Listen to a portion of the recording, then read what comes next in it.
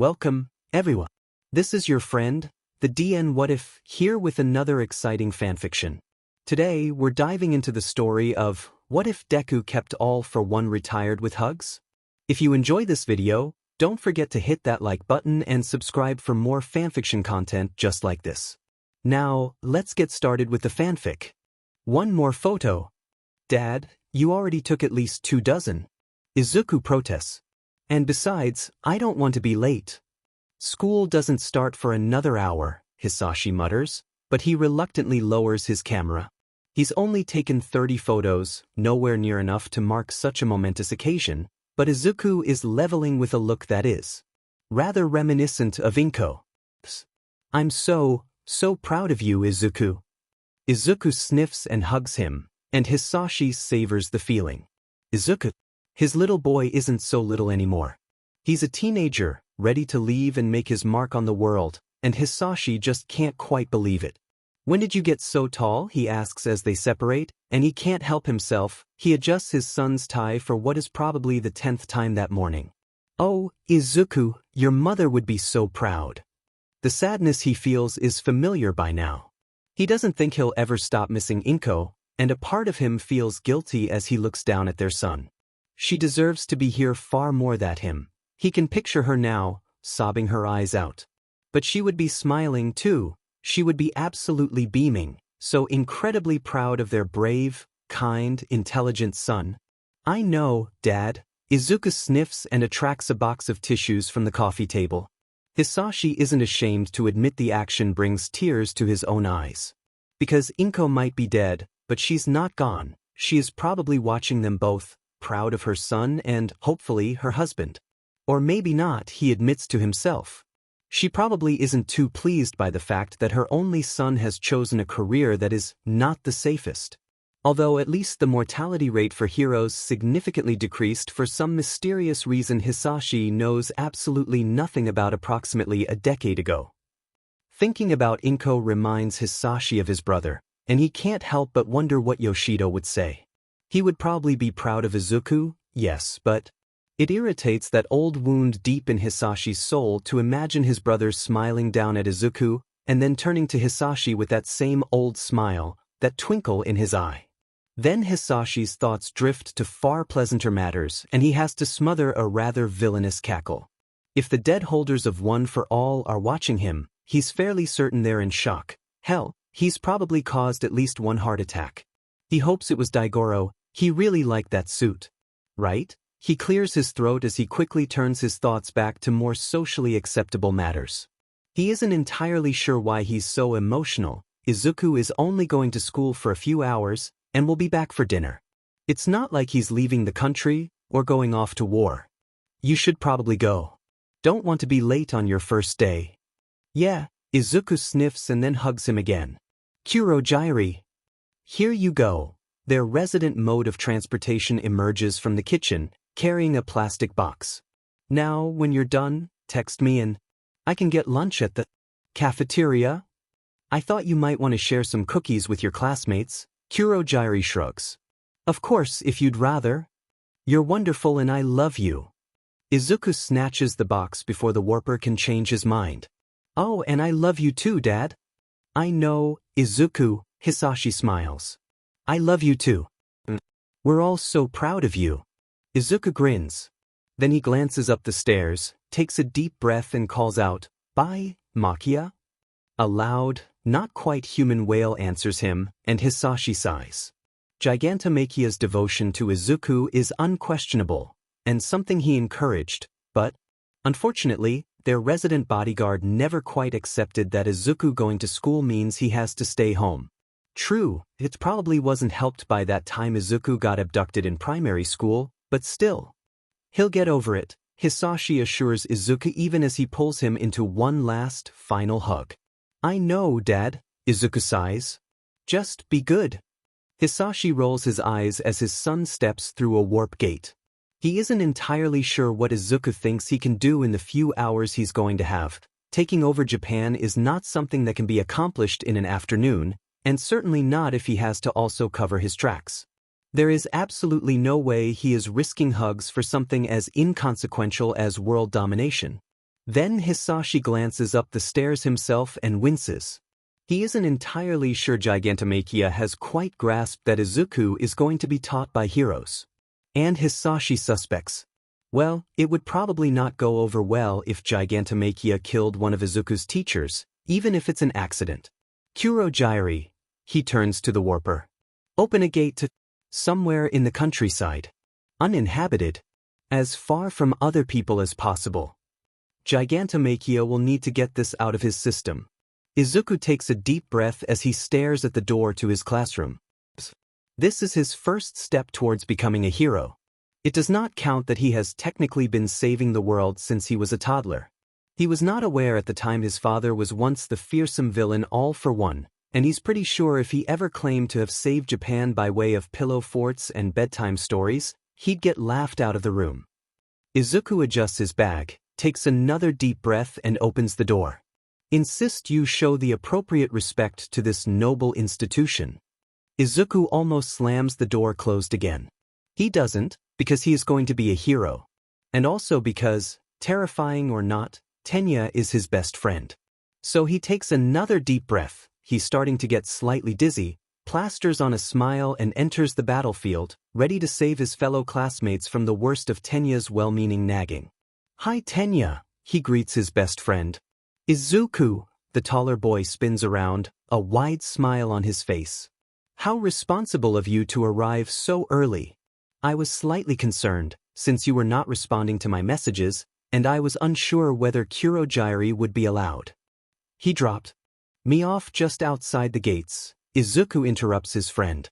And I turned my phone off last night, just in case someone decided to wake me up way too early.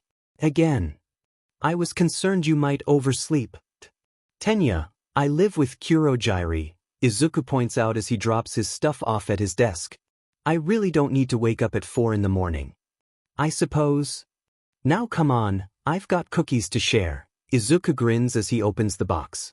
Bribery is the perfect start to a meaningful relationship. Momo Yayorozu, the girl sitting behind him, introduces herself. Thank you so much. I'm Izuku Midoriya, and the cyborg here is Tenya Ida. Izuku gently nudges his best friend. I know he can be a bit intense, but he means well. Don't mention it. A voice booms, and Izuku turns to find himself face to chest, with perhaps the largest teenager he has ever met. Tenya included. It's great to see someone with so much passion. Please keep your voice at an acceptable volume. Tenya, be nice. Izuku hisses once he has recovered from his shock. Seriously, is this guy related to Makia? Oh, God, Izuku should not have thought that. Now he has to try and not imagine Makia having section. Here, have a cookie. And you too, Inasa Yorashi. The big guy grins as he takes a cookie. I'm so stoked to meet everyone. Right? Izuku slowly nods. Then he spots a familiar teenager behind Yorashi and decides this is the perfect opportunity to escape. Oh hey Bakugo. Want a cookie? Whatever, Bakugo growls, grabs one and bites into it angrily. Izuku never knew it was possible to bite a cookie angrily. This is good. Please do not use such vulgar language. You four eyes. Izuku sighs, makes a mental note to interrogate Shoto on the subject of Katsuki Bakugo, and then drags Tenya off to stand by the front door. They manage to greet about 3 people, then Yorashi starts getting excited and Tenya rushes off to reprimand him. Izuku closes his eyes and prays Shoto will arrive soon. Hey, are you alright? Someone asks him. Quite alright, he assures the girl and then realizes she's invisible. Oh, want a cookie? Thanks. I'm Toru Hagakure by the way. Izuku Midoriya. So, did you bake these yourself? A well-built guy with rather odd lips asks. Actually, Izuku tries to think of a way to describe Kurogyri that won't make him sound posh. The word butler is officially out, or rather odd, which is probably even more difficult. Butler is a lot less awkward a descriptor than minor criminal my dad recruited while he was still trying to destroy society as we know it. Then he spots a teenager hurrying in their direction with a very distinctive hairstyle. For just a second he stares, astonished. Then he laughs and shoves the box in the direction of Hagakure's clothes. Sorry, but I have to go. Could you watch these? Thanks. Tenya. Tenya, Shoto's here. Thank goodness for that. Tenya exclaims as he hurries over. I was beginning to grow concerned something may have happened. It is most irresponsible of him to arrive so. He trails off as he catches sight of their friend. Sorry I'm late. Shoto gasps as he comes to a stop. Tuya insisted on seeing me off, only he got caught up in an incident. I had to stop by the station on the way, and then he wanted photos and… What is it? Your hair, Izuku breathes. Oh, Shoto flushes. He glances over his friend's shoulders to where several of their classmates are staring at them and winces. Could we maybe talk about this somewhere else? Of course. Tenya recovers quickly. Our apologies, Shoto. It is only to be expected you would not wish to discuss personal matters in such a public place. Which is why we are moving to the loose right now. Izuku interrupts his friend. Hagakure, could you take over giving cookies to the new arrivals? Sure. The invisible girl agrees easily. And your friend's hair is awesome, by the way. With his responsibilities appropriately discharged, Izuku grabs Shoto and drags him off in the direction of the nearest bathroom, Tenya close behind. Alright, let's get this over with. Shoto sighs just outside the door. I want my cookie. I must apologize profusely. Tenya immediately bows. I have often criticized your excessive use of hair dye, and whilst I meant well, I can now see why your actions were entirely justified. I can only assure you that my criticisms, whilst misguided, came from a place of genuine concern for your well-being. Apology accepted, Shoto sighs, but there's a faint smile on his face. So, cookies? So you're not going to dye your hair anymore? Izuku asks. He feels almost sad. He's gotten used to Shoto's ever-changing hair color, although, well, considering his real hair color is even more unique than he imagined, he understands why it was necessary. Aren't you afraid? Shoto takes a deep breath. I think I'll always be a bit scared. Now that I'm going to be a hero, I don't want to hide from Endeavor anymore. That is incredibly courageous of you. Tenya nods. And, should you or your family require assistance, you need only ask. Exactly. Izuku smiles.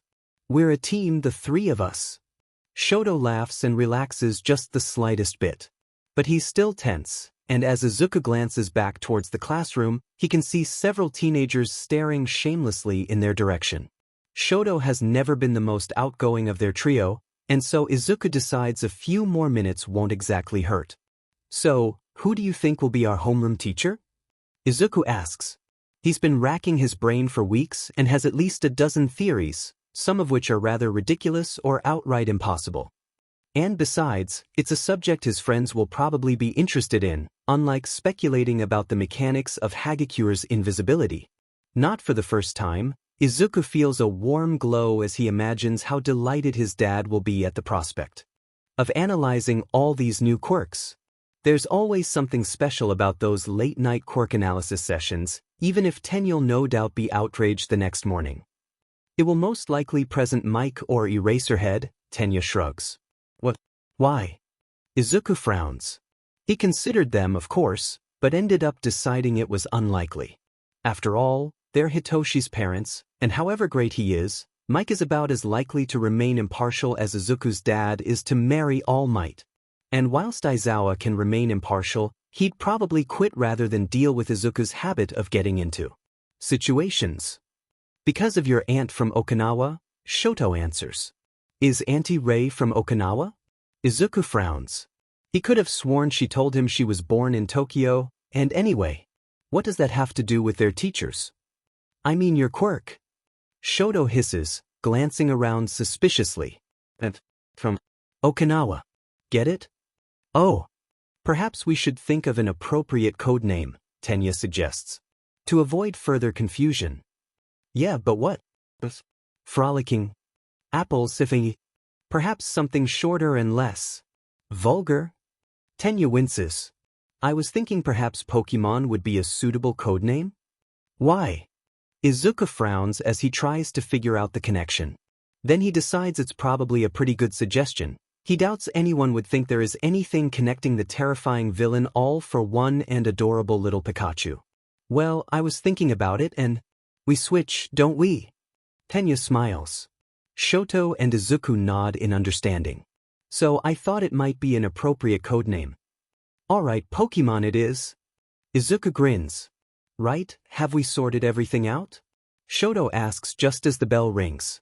'Cause I want my cookie. Yes, we should return to class. We do not wish to leave a bad first impression. Alright. Izuku laughs. Not for the first time, he's grateful they're all in the same class. This is how they imagine themselves as children, side by side, fighting the forces of evil and prevailing because good and justice and all that other stuff little kids believe. And sure, in the near future they'll probably be battling more English assignments than villains. But it'll still be great, he's sure of it. Here we come. Tenya, obviously satisfied and eager to get back to class before they are all expelled for tardiness, spins round and Izuku and Shoto roll their eyes behind his back. He only gets about 2 steps down the hallway before he stops and, in a voice his friends know only too well, exclaims, "Mr. Eraserhead. Whilst I am delighted to see you and am certain you shall prove an excellent teacher, I must protest. Your behavior at present is not at all befitting a member of staff here at UA." The yellow caterpillar lying in front of the door slowly rolls over and sits up, and for just a second Aizawa stares at them. "Hi, Eraserhead." Izuku smiles and waves. Aizawa groans. "Yes, how may I help you, mister?" Yagi, All Might smiles down at the woman. "From Might Hero Agency. I believe you were informed I would be coming?" "Oh yes," the woman nods. "I have the files you requested here, but Midoriya isn't in any trouble, is he?" "I'm afraid I'm not at liberty to say." Toshinori shifts awkwardly. "Is it possible that, before his death, All for One infiltrated?" "I suppose so," the woman sighs as she leads him over to a table. "He's such a generous man." "God damn it," a man at a nearby computer swears. "It's crashed again." As he watches her hurry off, All Might wonders whether he's wrong.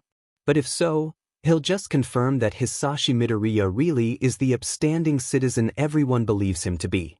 All Might takes a deep breath and opens the file. There is nothing glaringly suspicious about Hisashi Midoriya. He has a fire-breathing quirk that got him into trouble when he was younger, and apparently went through something of a delinquent phase. Nothing particularly suspicious, some minor vandalism and one very pathetic attempt at shoplifting. The owner of the store chose not to press charges after finding out young Hisashi had just lost his father, and his mother promptly moved them to Tokyo, most likely hoping for a fresh start. And it appears to have worked. Midoriya graduated with decent grades and entered the corporate world, and since then his only real contact with the police was... Hang on, young Midoriya was kidnapped. All Might stares down at the page for a minute, then he shakes his head and reaches for Inko Midoriya's file. She is even less suspicious than her husband. Toshinori pauses when he realizes her mother was quirkless, but her own quirk, attraction, fits with what he observed during her son's entrance exam. There is slightly more information about her than her husband, but it is almost all reports by social workers. And as soon as she aged out of foster care, she promptly vanished until she filed her marriage certificate. And then, of course, her son was born and a few years later her husband received her death certificate. Izuku's file is shorter, but that's to be expected. As he scans the page, All Might calms down. Sure enough, Izuku's registered quirk is attraction. His only real run-in with the law is a minor caution received a few months prior. The only oddity is a note to contact an officer Tsukachi for any inquiries, but then Midoriya is a wealthy CEO. It is not completely unheard of. Tsukachi is probably a friend of the family. All Might leans back in his chair with a sigh. Looks like he'll have to track down the boy with the white hair. Shoto yawns as he follows his classmates. He wishes he'd slept better, but unfortunately he got woken up way too early by a slightly hysterical Tenya. No, Kurogiri will make sure Izuku isn't late. He probably forgot to charge his phone. Yes, Shoto is awake and about to get dressed. No, if Izuku had been attacked by mutant squirrels, Makia would have destroyed the neighborhood and they'd have seen it in the news. Sometimes, Shoto wishes his friends were sane. And, speaking of insane friends, up ahead Izuku turns away from the girl he's been talking to and waves Shoto over. Shoto lets out a long-suffering sigh. If Izuku is planning something, he really needs to demand another cookie. Perhaps he should suggest to Tenya they draw up some sort of compensation plan? It'll probably take a while and they'll have to get Hitoshi in on it too. It'll likely take them several hours to agree how many cookies are equivalent to a muffin, and then there are pies. What is it? He asks as he joins his friend, resigning himself to. Well, if Izuku's involved, probably his impending death or at least being grounded for a month. Possibly both. Then he gets a proper look at the girl and frowns because, hey, aren't you? Achiko Uraraka. She introduces herself. Thanks for saving me at the exam. Sorry, I didn't recognize you earlier, with your hair. It's pretty cool though. Don't mention it, Shoto shrugs. My name's Shoto Yukiyama. Oh wow, she giggles. Yukiyama? That's so funny. What's funny? A nearby guy with spiky red hair asks. 'Cause he's got an ice quirk? Uraraka explains. He froze that massive robot during the exam. It was amazing. Shoto would be lying if he claimed not to smile at the exclamations that follow that statement. Alright, settle down, Aizawa sighs. The hero looks like he's not slept in several days, and Shoto can't help a brief twinge of sympathy. After all, it's doubtful the hero will get to sleep any time in the next 3 years. We'll be conducting a test of your quirks. What? But what about the entrance ceremony? Shoto groans as Izuku's eyes light up. At least Uncle Hisashi will be happy.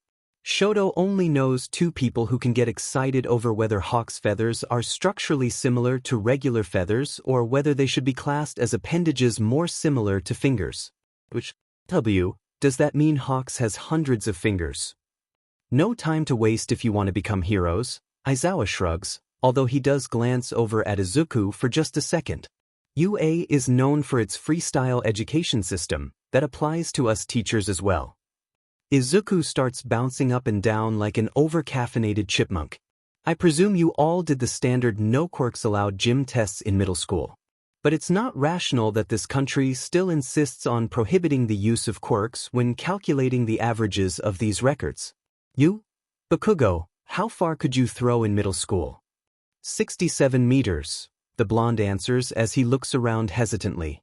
Shoto almost feels sorry for him, because everyone is now staring at him. Then Bakugo's gaze lands on very excited Izuku and he straightens. Great, Aizawa tosses him a softball. Now try it with your quirk. Do whatever you need to, just don't leave the circle. Bakugo stretches his arms. He takes a few deep breaths as his eyes once again seek out Izuku. And then stray to Shoto. And his expression morphs into one Shoto is familiar with, and Shoto smiles right back at the clear challenge in his eyes. Bakugo turns, takes up his position, leans back, swings, and "Du." Izuku's fingers are twitching, a sure sign he is desperately analyzing Bakugo's quirk. But as their classmates exclaim in excitement, Shoto and Tenya exchange worried glances.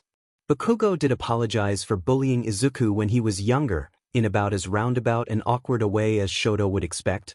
But still, if there is one thing Shoto has learnt, it's that Katsuki Bakugo can be unpredictable. The second is that he needs to keep the teachers as far away from the loud explosions as possible. Shoto suspects he knows why all bullying in their middle school suddenly stopped. Well, no use in overthinking things. If Bakugo ever tries to hurt Izuku, he will become very familiar with hypothermia. Awesome, you say? Aizawa interrupts the general excitement. You're hoping to become heroes after only 3 years here. And you think it'll be all fun and games, the teacher shakes his head. Right. I think you should know. The student with the lowest score across all 8 events will be judged hopeless and will be expelled. Shoto sighs at Eraserhead's dramatics. What? Why? But that's so unfair. All right. Izuku flushes as everyone turns to stare at him. What did I say? A valid point. Tenya, ever the valiant knight, comes to the rescue. Of course there is an inherent risk that comes with our chosen career path. Since the goal of our teachers is to prepare us to not only survive but also to rise above those challenges, it only makes sense to throw us in at the deep end. Far better to learn of our limitations now, in a safe setting, rather than in a life or death situation. I would expect no less from UA. What he said, Izuku points at his friend. All right, the big guy grins. I agree, Ida. This is a test of our burning passion. Let's do this. Plus ultra. Well, he's insane, Shoto whispers to Izuku. But the big guy has his uses, he reflects as he waits for his turn. Izuku is keeping his quirk a secret for reasons, and anyone who can distract from him is a positive. And Shoto will do his best to add to that distraction, if he happens to get a decent score too. Well, Shoto is a good friend and will just have to make that sacrifice. And Izuku barely does anything when it's his turn. He just steps up to the start line next to Yaoyorozu, and when the pistol goes off, he coughs, splutters, and then steps over the finishing line. Shoto takes a swig of water to try and help with the itching in his throat and ignores Tenya's judgmental stare. If Aizawa didn't want Izuku switching quirks, he really should have made that explicitly clear at the beginning. Thanks, Shoto. Izuku hurries up to him. As Shoto passes the water bottle, their fingers brush and Shoto feels half hot, half cold settle back in its rightful place.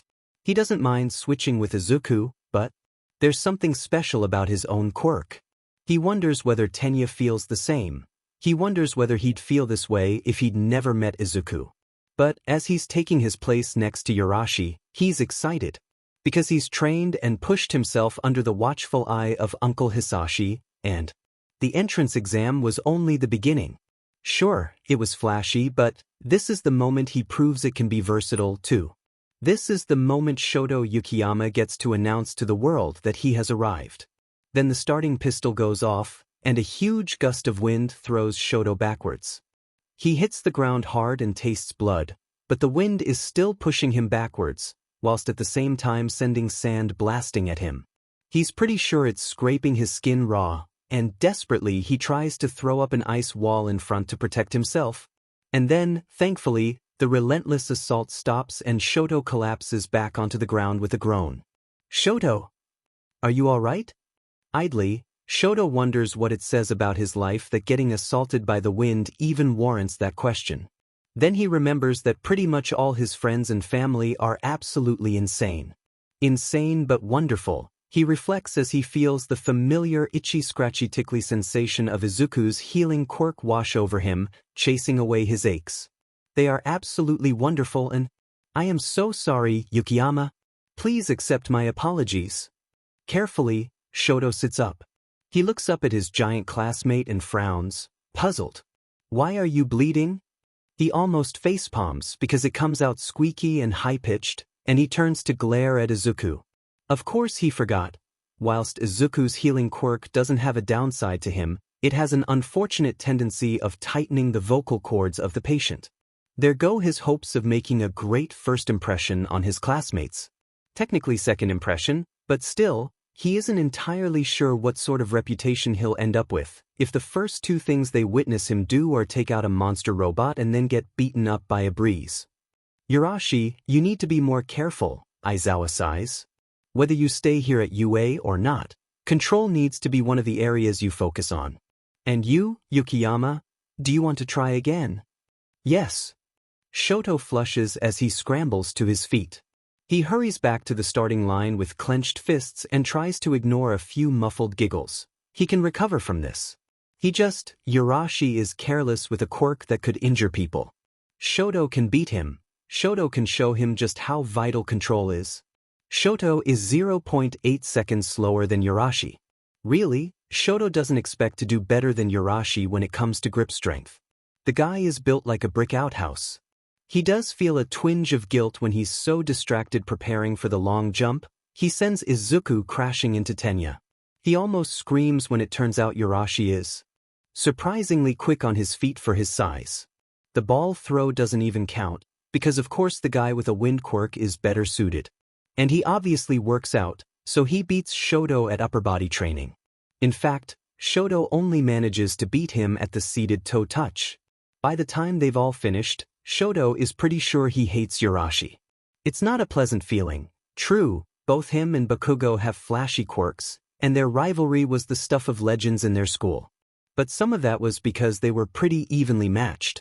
And at least for Shoto, it was enjoyable because Bakugo helped push him to do better, to be better.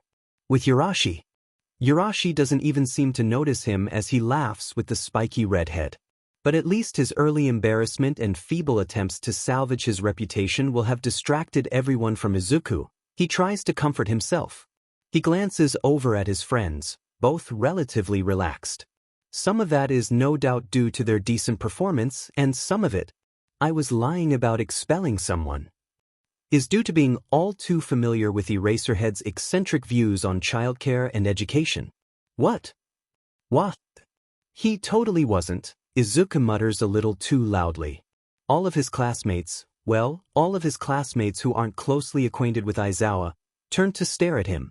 Tenya looks like he's torn between rescuing Izuku and going to comfort their teacher, who is probably about 3 seconds away from quitting. They're so going to have to send him a care basket.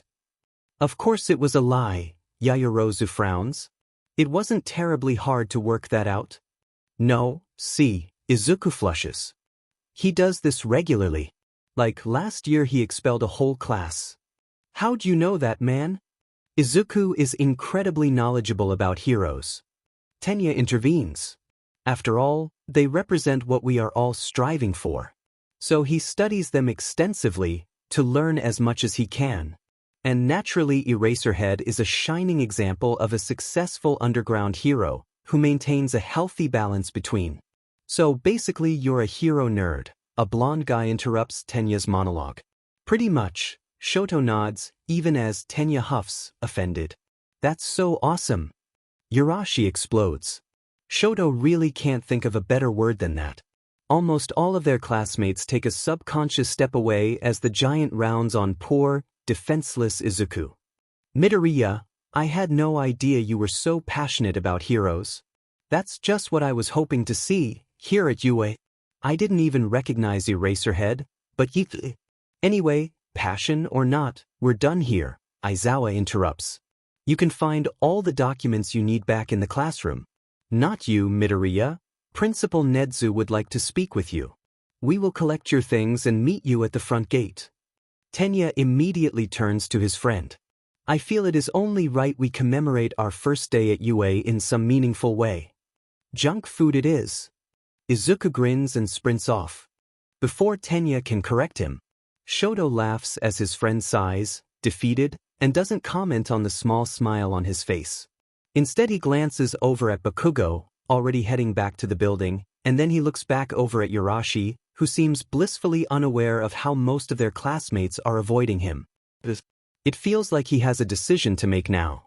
Shoto reminds himself that he's survived 15 years being related to Natsuo, and almost a decade of friendship with Izuku and Tenya, and makes up his mind. Hey, Yurashi, he approaches the taller teen.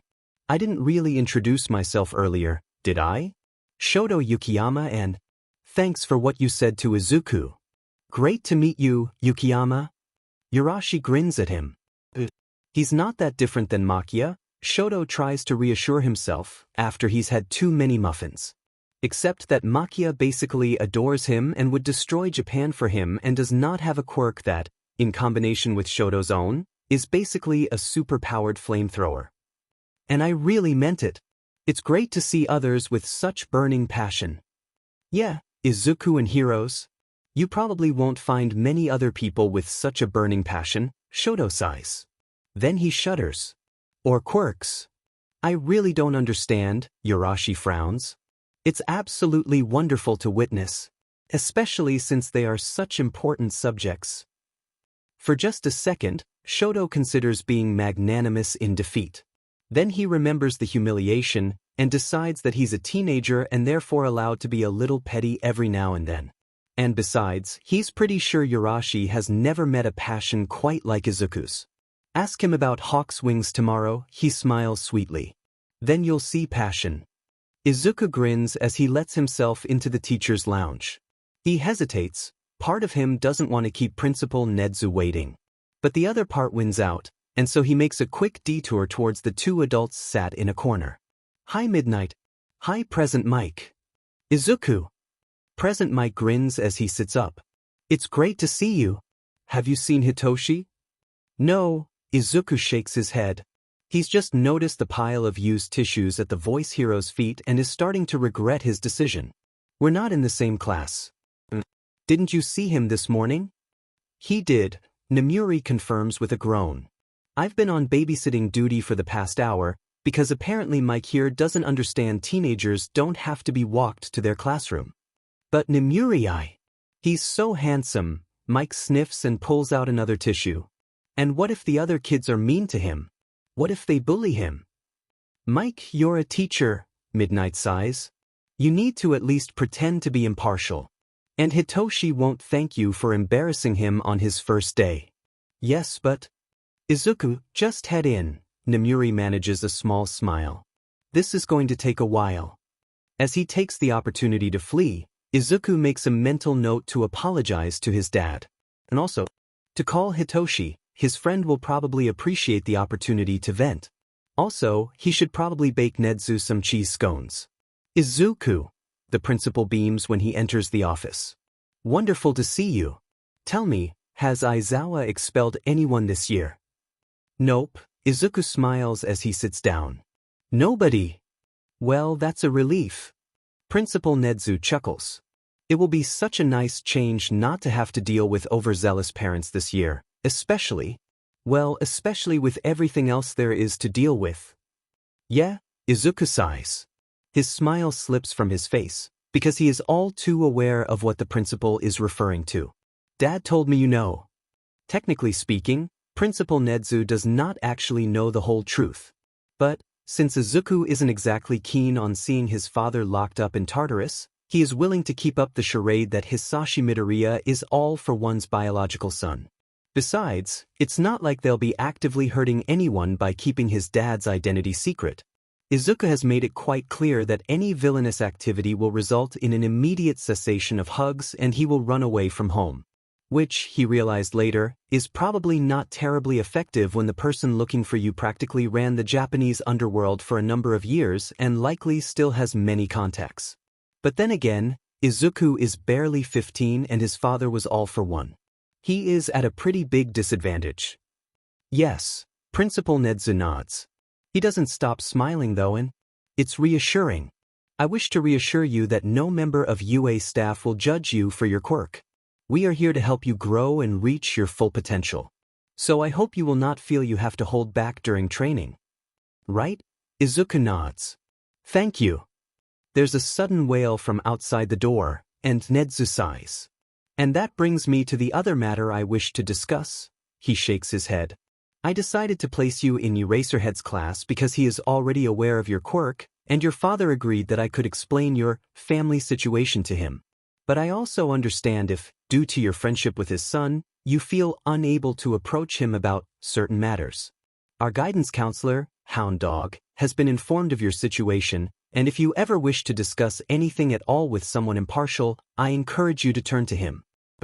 Recovery Girl, Present Mike, Ectoplasm, and I are also aware of your family history. We are always willing to help if needed. Thank you, Izuku nods. He wonders whether he should start keeping a list, something like people aware I'm related to a terrifying supervillain.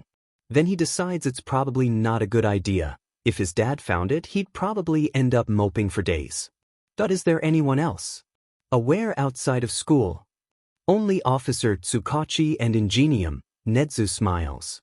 I suggested All Might, but your father was pretty insistent about not telling him. Izuku can't imagine why. Is this seat free? I am afraid not. Tenya responds with his usual enthusiastic politeness. We are saving it for a close friend of ours. Yeah, Shoto adds, not looking up from his soba. His name is Hitoshi, in Class 1C.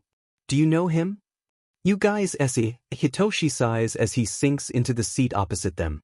He ignores the traitorous smile tugging at his lips as Shoto finally looks up at him, a mischievous twinkle in his eye, and Tenya looks disapprovingly at his lunch. Then he glances to his right, at the final member of their group. What's he doing? Shoto groans as he shakes his head, And Tenya takes a deep breath and then pokes Izuku in the cheek with his chopsticks. It would have to be determined whether it's his hands that control it or if perhaps it is simply force of habit. Oh, hi, Hitoshi. Izuku beams when he notices the new addition to their table. He grabs a notebook and pen out of his bag and leans over. What can you tell me about your classmates' quirks? They have them. Hitoshi answers hesitantly. He glances over at their friends, but the traders are just watching them as they eat. He wonders in passing whether he should have sat with his classmates instead, but, well, I need you to keep a close eye on them. Izuku pushes the notebook over. I've already written down a few general questions that can help you with initial observations, although the more information the better. And the sooner I know about their quirks, the sooner I can begin planning appropriate countermeasures. What countermeasures? Hitoshi asks. He wonders briefly whether Izuku is planning on taking over the school. Okay, Hitoshi is more than willing to help with that, but he isn't entirely sure how the assorted quirks of Class 1C factor into the plan. He can't exactly picture his fellow classmates manning the barricades as they attempt to hold off whatever odd group Izuku has recruited. For the sports festival. Izuku exclaims. I told you, didn't I? We need to get you into the hero course, and the sooner the better. Exactly. Tenya finally joins the conversation. The longer it takes, the further behind you will be, Hitoshi.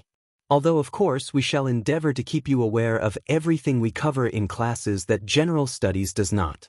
Rest assured, I will be making copies of my notes every day for you. And if you have any questions about the subject, I will try my best to explain it. Hitoshi can't help it. And he thinks Izuku understands, just a little, as he wordlessly produces a box of tissues for him. Because whenever he remembers those pointed whispers, the repulsive suggestions and the ever-present V-word, this is what makes it better, the knowledge that he doesn't need those idiots. He has friends that believe in his dreams and are willing to go out of their way to help him succeed, and he wouldn't trade them for anything. So, what's it like being a UA student? Shoto asks. You know, with your parents as your teachers. Oh God, Hitoshi groans. You guys are so lucky. I'm terrified if I say anything bad, I'll get someone expelled. I am quite certain Eraserhead is more professional than. No, he isn't. Hitoshi rolls his eyes at Tenya's naivete. He'd just make their lives a living hell until they'd quit. It's Mike that's the problem. We had English class earlier, and I was terrified he'd try giving everyone the shovel talk. Try bribery, Izuku suggests with a sigh. Mixed with a little blackmail. It's what I do with Dad. You could threaten him with, I don't know what would work on Mike, though. Is he a hugger? I'll try that. Hitoshi manages a smile. Then he almost ducks under the table, because Mike has just stood up and is looking around the cafeteria. But if he is going to be a hero, he has to be brave and courageous, and so he looks over at Izuku and asks, How's your dad? He's fine. Still, Izuku shrugs and then yawns. Still a bit iffy about the whole hero thing, but he's getting used to it. They spent all night talking about quirks, Shoto explains. Pretty sure they've written research papers on at least half our class already. And Tenya has already told me off for not getting 8 hours of sleep. Izuku rolls his eyes. And I don't have enough information. Oh look, it's Yurashi. Wow, Hitoshi has no trouble noticing the big guy. Or the slightly shell-shocked expression on his face, especially when he notices Izuku waving at him. Why does he look like he's met Makia? He asked Izuku about Hawk's wings, Shoto smiles. Which you of course had nothing to do with, Hitoshi snickers. He wanted to see passion. The teenager shrugs. So I suggested he ask Izuku about whether Hawk's feathers count as fingers or not. It's fascinating. Izuku huffs. All his friends just look at him dubiously. If Tuya ever goes on a date with Hawks, do you think he could borrow a feather for us? You are not setting my brother up just because you want information about a quirk. I never mentioned setting him up. Just, if he's going to be a member of our family. Oh yes. Hitoshi reflects, he has perhaps the best friends possible. Even if they're plus ultra insane. Dad, why are you dressed like a flasher? Tenko! All Might spins around and sweeps his son up in a crushing embrace. Crushing being a rather unfortunate descriptive. One of the first lessons he had to learn after adopting Tenko, alongside making hot chocolate and deciphering cryptic artwork, was controlling his strength. "Oh, it is wonderful to see you again, my boy." "You too, Dad," Tenko sighs, but Toshinori can hear the smile in his voice. "You are wearing pants, aren't you?" All Might huffs as he sets his son down, because Tenko really should have more faith in him.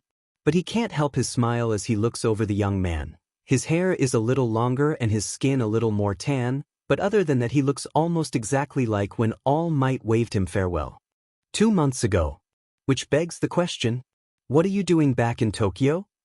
Toshinori asks with a frown. He notices Tenko's battered old suitcase and backpack and wonders whether he forgot about a visit. "Not that I'm not delighted to see you, of course, but..." "Yoroi got injured," Tenko sighs. "Nothing serious, but they're scaling back operations for a while. And, since I wanted to get more publicity, I figured I might as well come back and explore some of my other options." "Well, if you need." "I am not working for you, Dad," Tenko cuts him off. "Besides, I've already had a few good offers." "Really? Do tell. Maybe we could discuss this somewhere that is not a random but bush?" All Might considers the suggestion. He's been hiding for the past 3 hours, hoping to catch a glimpse of the white-haired boy. Unfortunately, he has not had much success. He was forced to abandon his post at one point, when he spotted Eraserhead heading in his direction, and whilst he caught sight of a few teenagers with white hair, none of them had more than a passing resemblance to the boy with the ice quirk. "That sounds like a wonderful idea." Toshinori laughs. He can come back the next day, and if that fails, he'll have to call Torino. "Come on, burger time. My treat." "Thanks, Dad." Tenko grins. "So, tell me," All Might prompts as they set off in the direction of their favorite restaurant, Tenko dragging his suitcase behind him. "What's your plan? What are these offers?" "Well, Ida 10 are still interested in giving me a go," Tenko shrugs. "Might be cool to be part of a big team. The Pussycats suggested a collab, but they're scaling back their day-to-day, 'cause of some family emergency. Hawk sent me a decent offer, but I'm pretty sure it's more about the clout than cause of my skills. Oh, and Snipe suggested trying for a position at UA as a TA to tide me over. I'm going to visit tomorrow?" "Really?" An idea starts to take shape in All Might's mind. "Mind if I tag along? It's been a while since I've been to UA. It'd be great to have a look around, see what's changed." "Oh sure," Tenko laughs. "Going soft in your old age, huh? Cool Ingenium cosplay." Tenya groans. He considers ignoring his friends and walking away, since that would be the mature, dignified course of action, but, well, being mature and dignified is only enjoyable when he can occasionally let loose.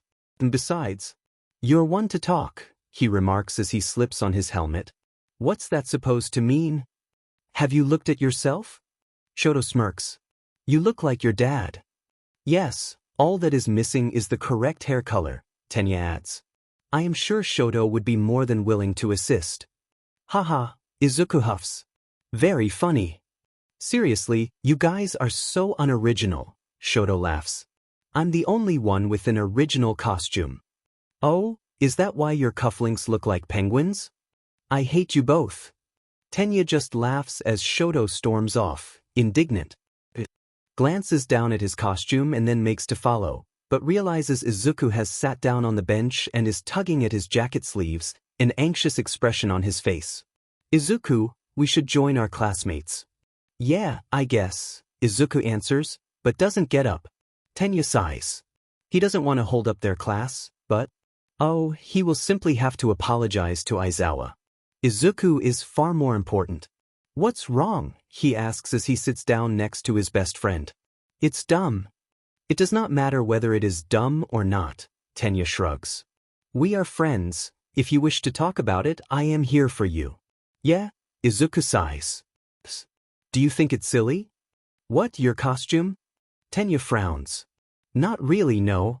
I don't know, I just realized how weird it is that I based my costume on Dad," Izuku sighs. I'm not sure I should keep it now." "I don't think it is weird," Tenya smiles. You based your costume on your hero. True, he might not be a hero with a license, but, if anything, it speaks of the love and respect you feel towards your father. And, after all, it is also fairly practical. If you need to blend in, its current design will not stand out. And if, in future, you have to make changes, they should be fairly simple to implement, unlike my costume. I guess. Izuku sighs, but the corner of his lips is ever so slightly quirked upwards. It still feels really weird. Izuku, I am certain you shall be able to make it your own. Tenya shrugs. I do not wish to hurry you, but… Yeah, I know, Izuku chuckles. Oh, my mask. Why do you have a mask? No reason. By the time they rejoin their class, Aizawa looks distinctly unimpressed. Tenya immediately bows, a string of apologies on the tip of his tongue. I'm sorry, sir, it was my fault. It is undoubtedly Izuku who speaks, even if his voice is distorted by his mask. Tenya straightens and turns to stare at his friend as Izuku soldiers on, staring down at his cuffs as he fiddles with them. I just was feeling a bit anxious about things, and Tenya stayed to talk me through it. Fine, Aizawa sighs. But if this happens again, tell me earlier. Are you all right to participate in today's exercise, Midoriya, or would you prefer to sit it out? No, I'm fine. Just, what is today's exercise? You'll be split into teams of 2, Eraserhead sighs. One team will be heroes, the other villains. The catch is, you'll be facing off indoors, so think carefully before you fire off some overpowered blast. We do not have time here at UA to waste on idiots who will collapse a building on themselves. Tenya can't help but glance over at Bakugo. The villain team will enter first. They will be hiding a nuclear weapon. The hero's goal is to either secure it or capture the villains. There will be a time limit, though, so the villains can win either by protecting the weapon until the clock runs out or by capturing the heroes. Any questions? No one is quite brave enough to speak.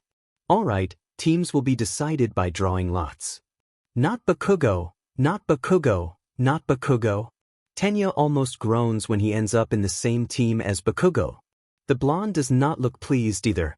In fact, when he spots Tenya looking at him, he snarls. Very mature behavior indeed. Tenya wonders whether there's any point in informing him that it is certainly not becoming a student at UA, probably not. Maybe Tenya will at least not have to pretend to be a villain. The first round will be between.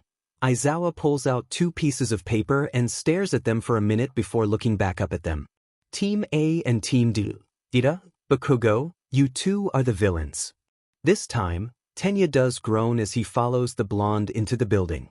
Well, he'll simply have to try and channel Alt 41. And this will be wonderful practice for when he is a hero. After all, he won't always be able to work with Izuku or Shoto, and might in fact have to work alongside heroes he does not like. And besides, he and Bakugo shall be in the same class for the next 3 years and may have to work together once they go pro. Tenya may not agree. Okay, Tenya may feel a strong personal dislike towards Bakugo, and he will never admit to all those days he spent ranting to Tensei about what a mean, nasty poopy pants Kaken was. He just needs to find a way to delete that footage, but that does not mean they cannot move past that. They are, after all, mature young men well on their way to adulthood and should not allow childhood prejudices to color. All right, Four Eyes, let's get one thing straight. Bakugo snarls once they reach the room with the fake bomb. Don't think you can boss me around like Midoriya. Oh, this is going to be wonderful. All right, Uraraka. Izuku grins at his teammate. I think we should go for a 2-pronged attack.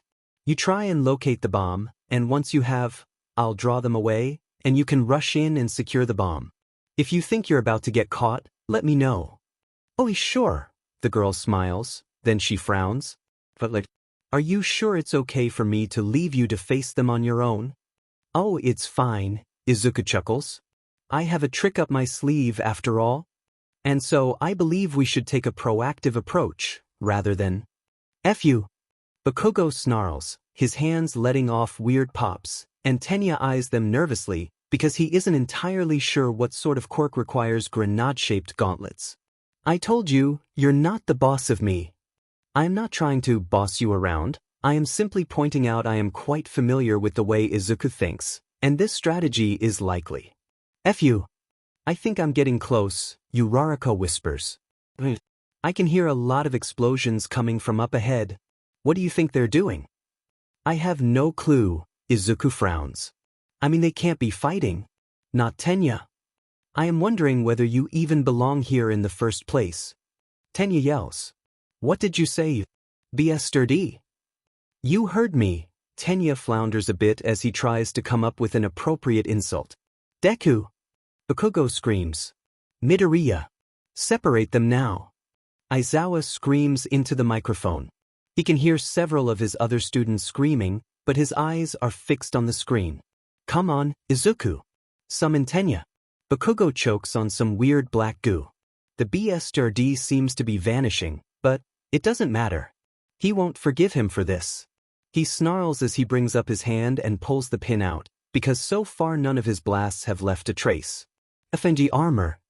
But suddenly he's not looking at the armored BSRD anymore. And it's too late. Katsuki Bakugo has F'd up again. Now, Dad, what have we agreed? I'm not allowed to brutally murder the Bakugo brat. But I'm not allowed to set Gigantomachia on him. But I need to consult you before I do anything that might affect him, Hisashi sighs. Good dad. Izuku grins and finally deigns to hug his father.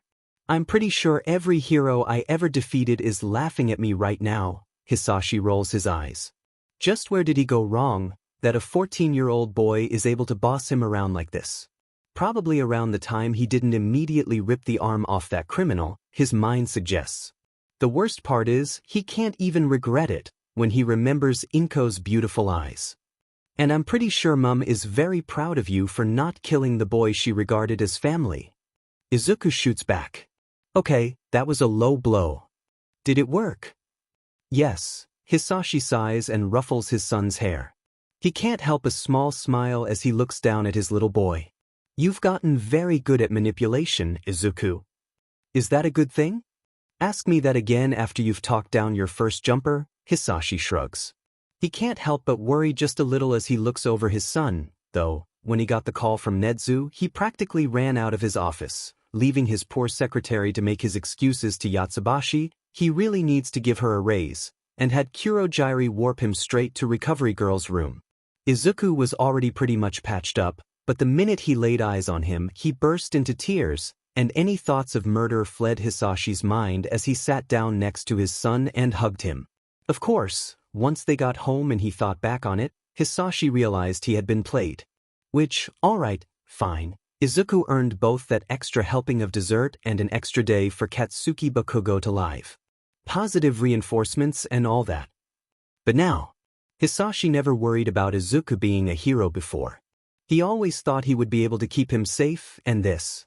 It just makes it clear that there are things he cannot protect Izuku from, things that might slip through. Hisashi cannot be there every minute of every day. And he wishes he could just keep Izuku safe a little longer. You know, you could stay home from school. Dad, I am going to school. Izuku hisses. Now, behave yourself. All right. Yes, Izuku, Hisashi sighs. And don't do anything illegal. I won't. Love you, Dad. I love you too, Izuku. Hisashi smiles and waves as his son vanishes through a warp gate. Then he levels Kurogiri with a look, because he kept the whole of Japan trembling in fear for decades and he deserves some respect, damn it. Which reminds him. Do you think you could bake me a dozen muffins? He sighs. I think I need to apologize to Yatsubashi. Seriously, his life was so much simpler when he was a villain. He could just murder the balding little upstart and be done with it. It feels great to be back at UA. Izuku doesn't mind the noise as he changes his shoes, or ducking out of the way of other students as they rush to class. In fact, he likes it. It's so easy to pretend that he's just another student. That he has no concerns other than school and a slightly odd family, and his quirk is just one of many. That he hasn't just spent the past several hours actively preventing a murder, and that there isn't a part of his mind that is absolutely terrified he'll slip up and send his father to Tartarus. He grins as he stops outside his classroom and slides the door open, then he steps inside.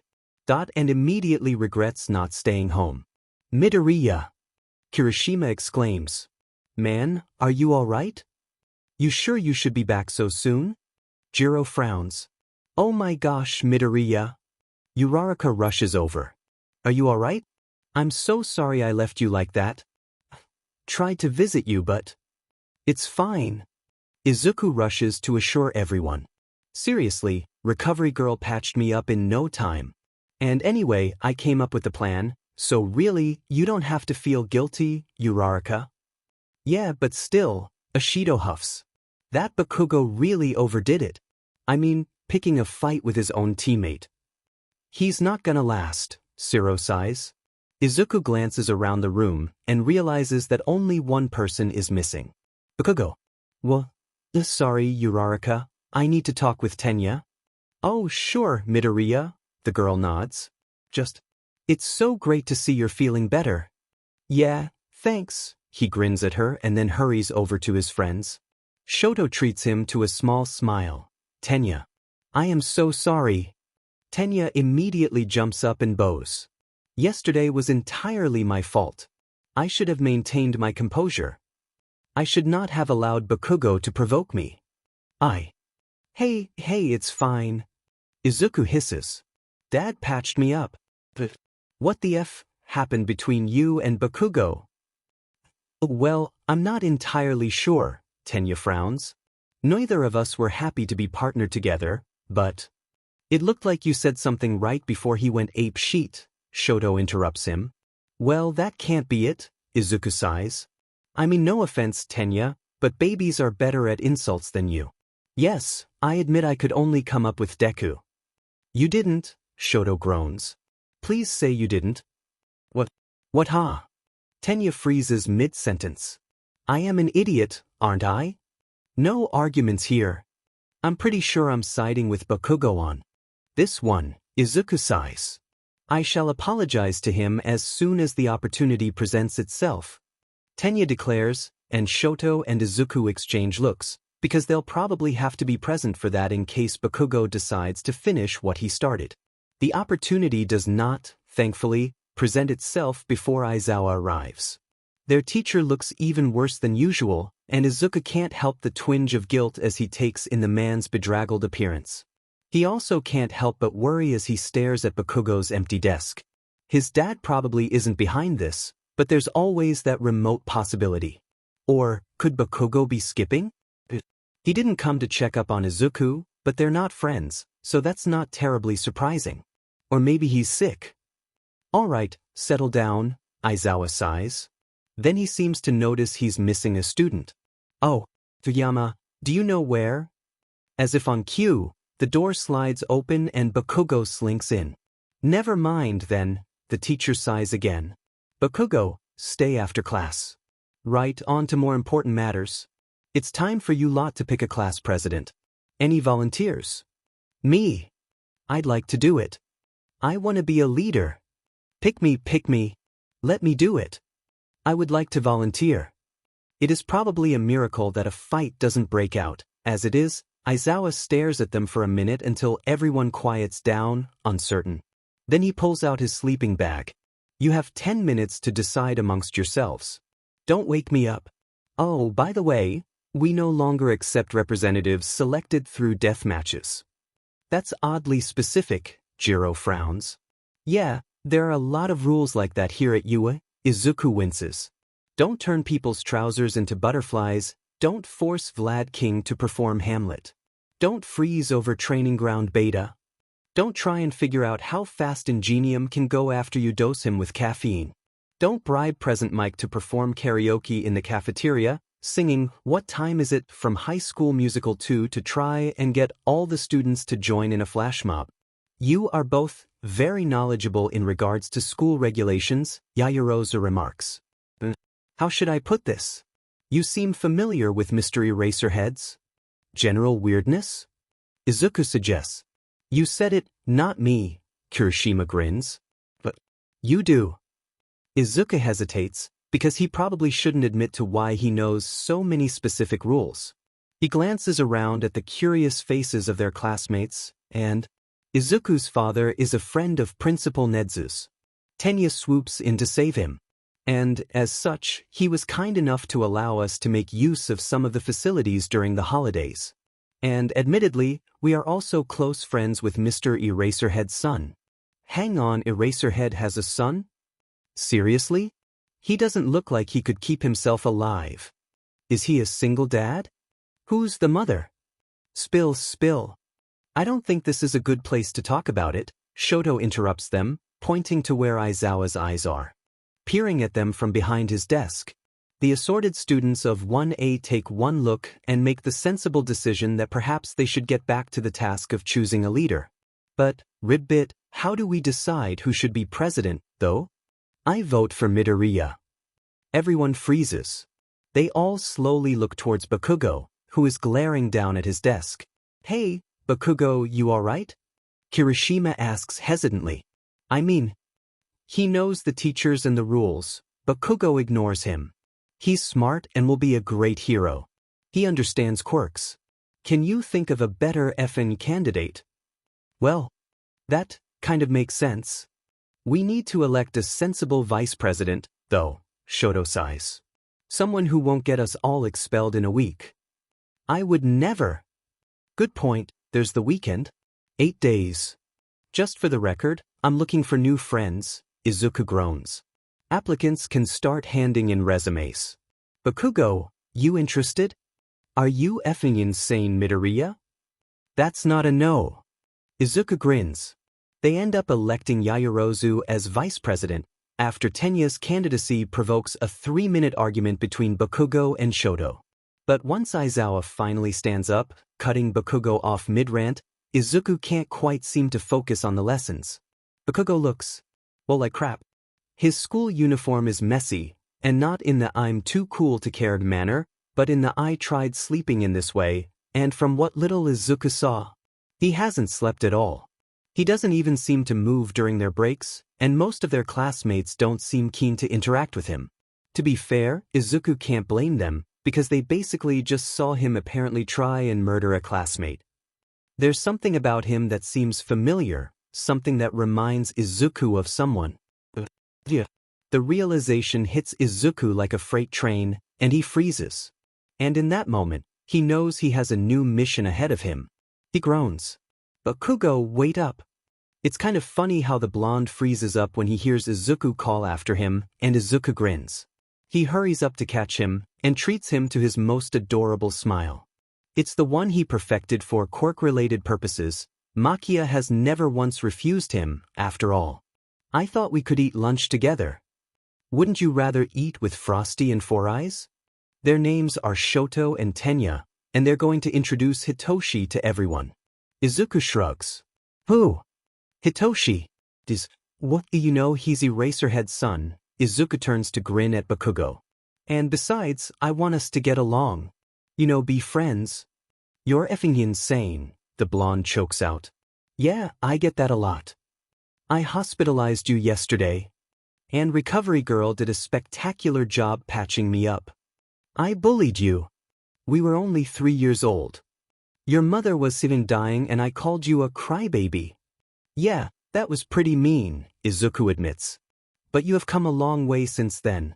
So, Katsuki Bakugo, I have decided we are going to be friends. Bakugo stares at him for a minute. Then he lets out a scream and storms off. Izuku takes a moment to lament his lot in life. Then he takes a deep breath, squares his shoulders, and, Bakugo, wait up. Alright, Kronos, if you'd like to join us. I'll just wait here. All Might smiles as he takes a seat. Good luck, Tenko. Thanks, Dad. Tenko lets out a long-suffering sigh. Midnight looks a little uncertain, but really, there isn't much Toshinori can get up to in the teacher's lounge. And besides, he is the #1 hero, so she shakes her head and ushers his son off towards a conference room. As he watches them depart, Toshinori tries to ignore his crushing guilt. This is for the best. If he is wrong, there is no point in worrying Tenko for nothing, or worse, dredging up unpleasant memories for Torino. And if he is right, he thinks he understands Nana a bit better now. He almost backs out more than once as he waits for the room to empty. But Midoriya and the white-haired boy are both too young to have been conceived before Nana's death, and All Might is the latest person entrusted with One for All. If All for One somehow survived, it's All Might's duty to stop him. If All for One found a successor, it's All Might's duty to stop them. And if, God forbid, one of the boys is All for One's son, it's All Might's responsibility to save him. So, once the room is empty, Toshinori takes a deep breath and stands up. He almost chickens out, but he takes a deep breath and creeps over to the door to the principal's office, glancing around furtively. He almost expects someone to jump out at him as he tries the door to the office, but nothing happens. It is simply unlocked. So with a silent apology to Nedzu, All Might lets himself in. Then he looks around and tries desperately to decide where he should start looking. Of course Yui keeps records of all their recent applicants. Once he has located them, he should be able to narrow down his search and find the name of the white-haired boy. And once he has a name, he can run a background check and find the connection to All for One. But as he looks around, he realizes the massive flaw in his plan. Those records are most likely electronic. And Principal Nedzu is no fool. His computer is likely protected by a password that is slightly harder to crack than All Might's own. He finds it easy to remember Ofa 8 Nana. Feeling despondent, but unwilling to back out now, he moves around the desk and breathes a huge sigh of relief. Nedzu left his computer unlocked. Even better, it's open on the exact directory All Might needs. He immediately begins narrowing down his search. He doesn't know the boy's registered quirk, but he's male, and likely received at least a few rescue points. Then the screen locks and an alarm goes off. All Might jerks back, startled, and accidentally rips the mouse cord out. The screen tips over, and All Might lunges forward, barely catching it in time. And as he is standing there, frantically searching for an escape route, the door opens and Principal Nedzu enters the room. Honestly, Hisashi, we've talked about this. The teacher trails off. For a second, they stare at each other, then All Might summons his trademark smile. Hello, Principal Nedzu, he booms and waves, with the hand holding the computer mouse. All Might, what are you doing in my office? Hawks is having a good day. No, not a good day. A stupendous, wonderful, fantabulous day. His agency just got paid. He's got several sponsorships lined up that he's excited about because hello, free stuff, and best of all, he's got a date with Yukiyama. And sure, the policeman probably only agreed out of pity, 'cause, Hawks was kind of slightly delirious from blood loss and kept resisting the paramedics so he could wax lyrical about Yukiyama's eyes, but a date is a date. So Hawks has come up with a brilliant plan. He will sweep Yukiyama off his feet. He's booked a private room at one of the best restaurants in Tokyo with a wonderful view of the skyline. He'll meet Yukiyama at the station when he gets off from work, and they can stroll along casually to the restaurant. And hopefully, this time there won't be any weird dragon-wolf hybrids running amok.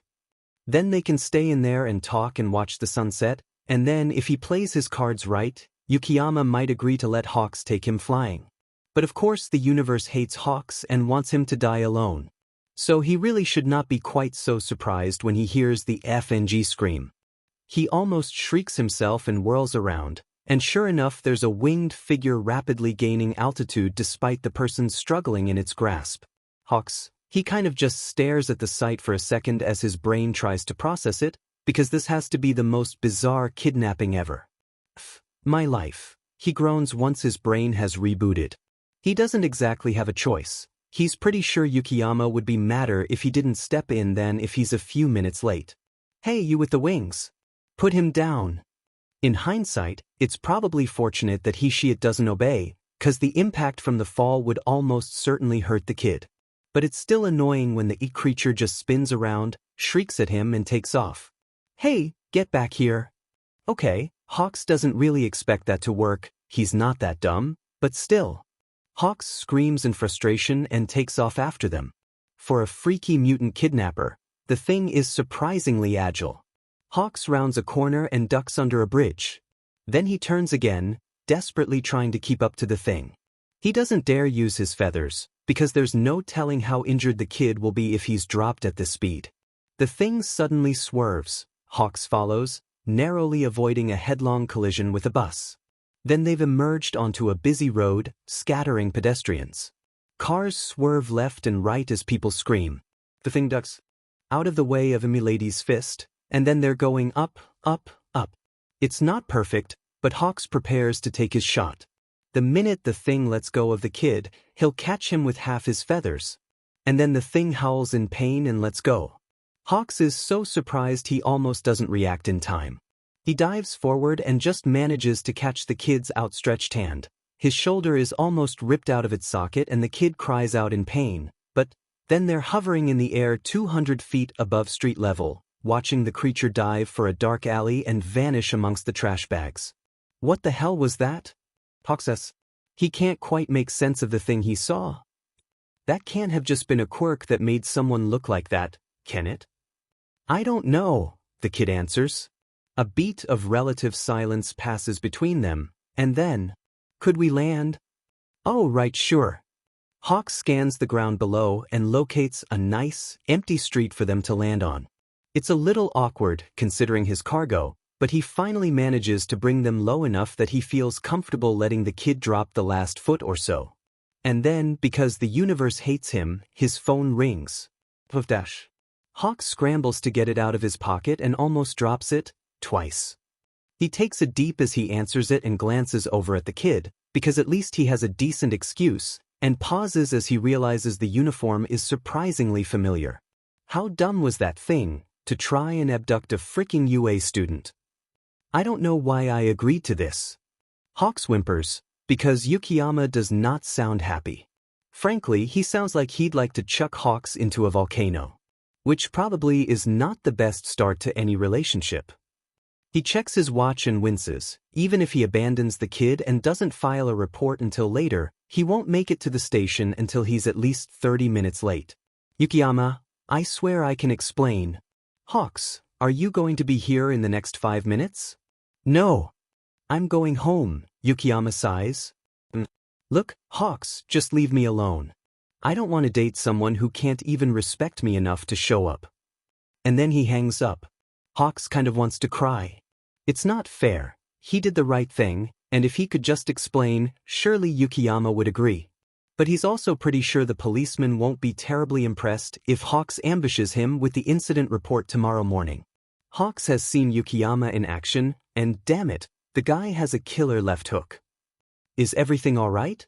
Oh yeah, great. My life has just ended, but apart from, Hawks trails off as something occurs to him. He slowly looks up, and the boy takes a step back as Hawks examines him in silence. You're from UA, aren't you? Yeah. Do you know a Yukiyama? Hawks says. It's a desperate plan, but okay, Hawks is very desperate. He's a first year in the hero course. His first name is Shoto. He loves cold soba and strawberry muffins. His first word. Okay, you don't need to know that. He should probably stop talking because he's starting to sound like a creepy stalker. Yeah, I know Yukiyama, the kid answers, wide-eyed. Why? Could you tell him what happened? Please? I swear, I will make it worth your while. Please, I am begging you, I don't want to die alone. What's that got to do with? Yukiyama? The kid asks as he slowly pries Hawk's hands off his shoulders. I had a date with his brother. Only I kind of stood him up. Not on purpose, but, well, you were being kidnapped. I didn't have a choice. And now Yukiyama hates me, but I mean, he'd hate me even more if I turned up on time and said, you'll never guess what I saw. This weird creature grabbed a kid off the street. So, what do you want to drink? He probably would, the kid snickers. Hawks levels him with an unimpressed look, because he's still the number 2 hero. No, he probably doesn't have a leg to stand on when it comes to commanding respect. I'll mention it to him, the kid agrees. Hawks could cry because there is still hope. If baby Shoto is anywhere near as intelligent and kind as Yukiyama makes him out to be, surely he'll see the injustice in this and intervene. And surely Yukiyama will listen to his beloved baby brother. Kid, you are wonderful, he smiles instead. Then he groans because they probably should go report this. Come on, we'd better get you to the nearest police station. Can you walk? Think you're going into shock. I'm fine, the boy shrugs. Trust me, this isn't the weirdest thing that's happened to me. It's not. Hawks asks, because holy F dash, what sort of upbringing are kids getting nowadays? He's pretty sure the normal response to almost being kidnapped by a weird creature and then coming face to face with a hysterical pro-hero is something like tears or maybe fainting. You have not met my family, the kid sighs. But what's so great about this Yukiyama guy, anyway? Like, couldn't the famous Hawks do better than some random no-name? Briefly, Hawks considers being offended. Then he decides the kid owes him. He really doesn't want to walk to the station in awkward silence. And he has yet to pass up an opportunity to extol the virtues of Officer Yukiyama. Well, first off, he's hot, he sighs as they start walking. Like, he should not be allowed to wear a uniform. And he's smart. He can explain really weird quirk stuff in a way even my dumb but understands. And he's so kind, and he glances over at the teenager, and he's actually paying attention. Seeing that, Hawks takes a deep breath and continues. He has this smile, he admits softly. He goes on about his family so much it should be obnoxious, but he has this spark in his eyes, and you can see how much they mean to him. And I guess I just want him to look at me that way just once. What are you doing? Calling my family, the kid shrugs. I figure I should tell them what happened. Especially if I'll be home late. Good point, Hawks sighs, despondent. Why does no one ever want to listen when he's telling them how wonderful Yukiyama is? Not the random kid he saved, not his sidekicks, not the head of the hero commission. Oh, they can meet us at Hoth police station? Hey, Tuya. The kid takes a deep breath. Look, I almost got kidnapped by some weird thing. Don't worry, I'm fine. Hawks saved me. Yes, Hawks. Yes, he's still here. We're heading to Hoth police station. Yes, I know. Look, do you want to talk to him? Yes, you should probably do that. Yeah. No, I'm not going to hold his hand. Look, I'll see you there, okay? Bye. The teenager hangs up with a groan, and Hawks chuckles. Older brother? He guesses. The name is vaguely familiar. Doesn't he have a secretary named Tuya? Yes, that's probably it, he decides with a shrug. Yeah, the kid sighs. He worries way too much. Hawks just laughs. He wonders whether Yukiyama is a worrier. He probably is. He probably frets over his beloved siblings, especially baby Shoto.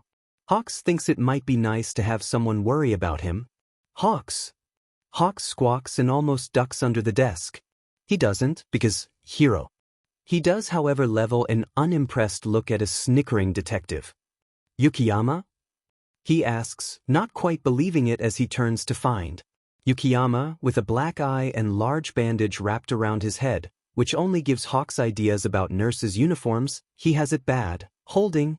I'm so sorry for earlier. His crush bows and then presses the bar of chocolate into his hands. I know it's not an excuse, but I has a pretty awful day at work and... Look, I'm so sorry. Thank you so much for saving Shoto. I don't know how. Shoto. Hawks squeaks.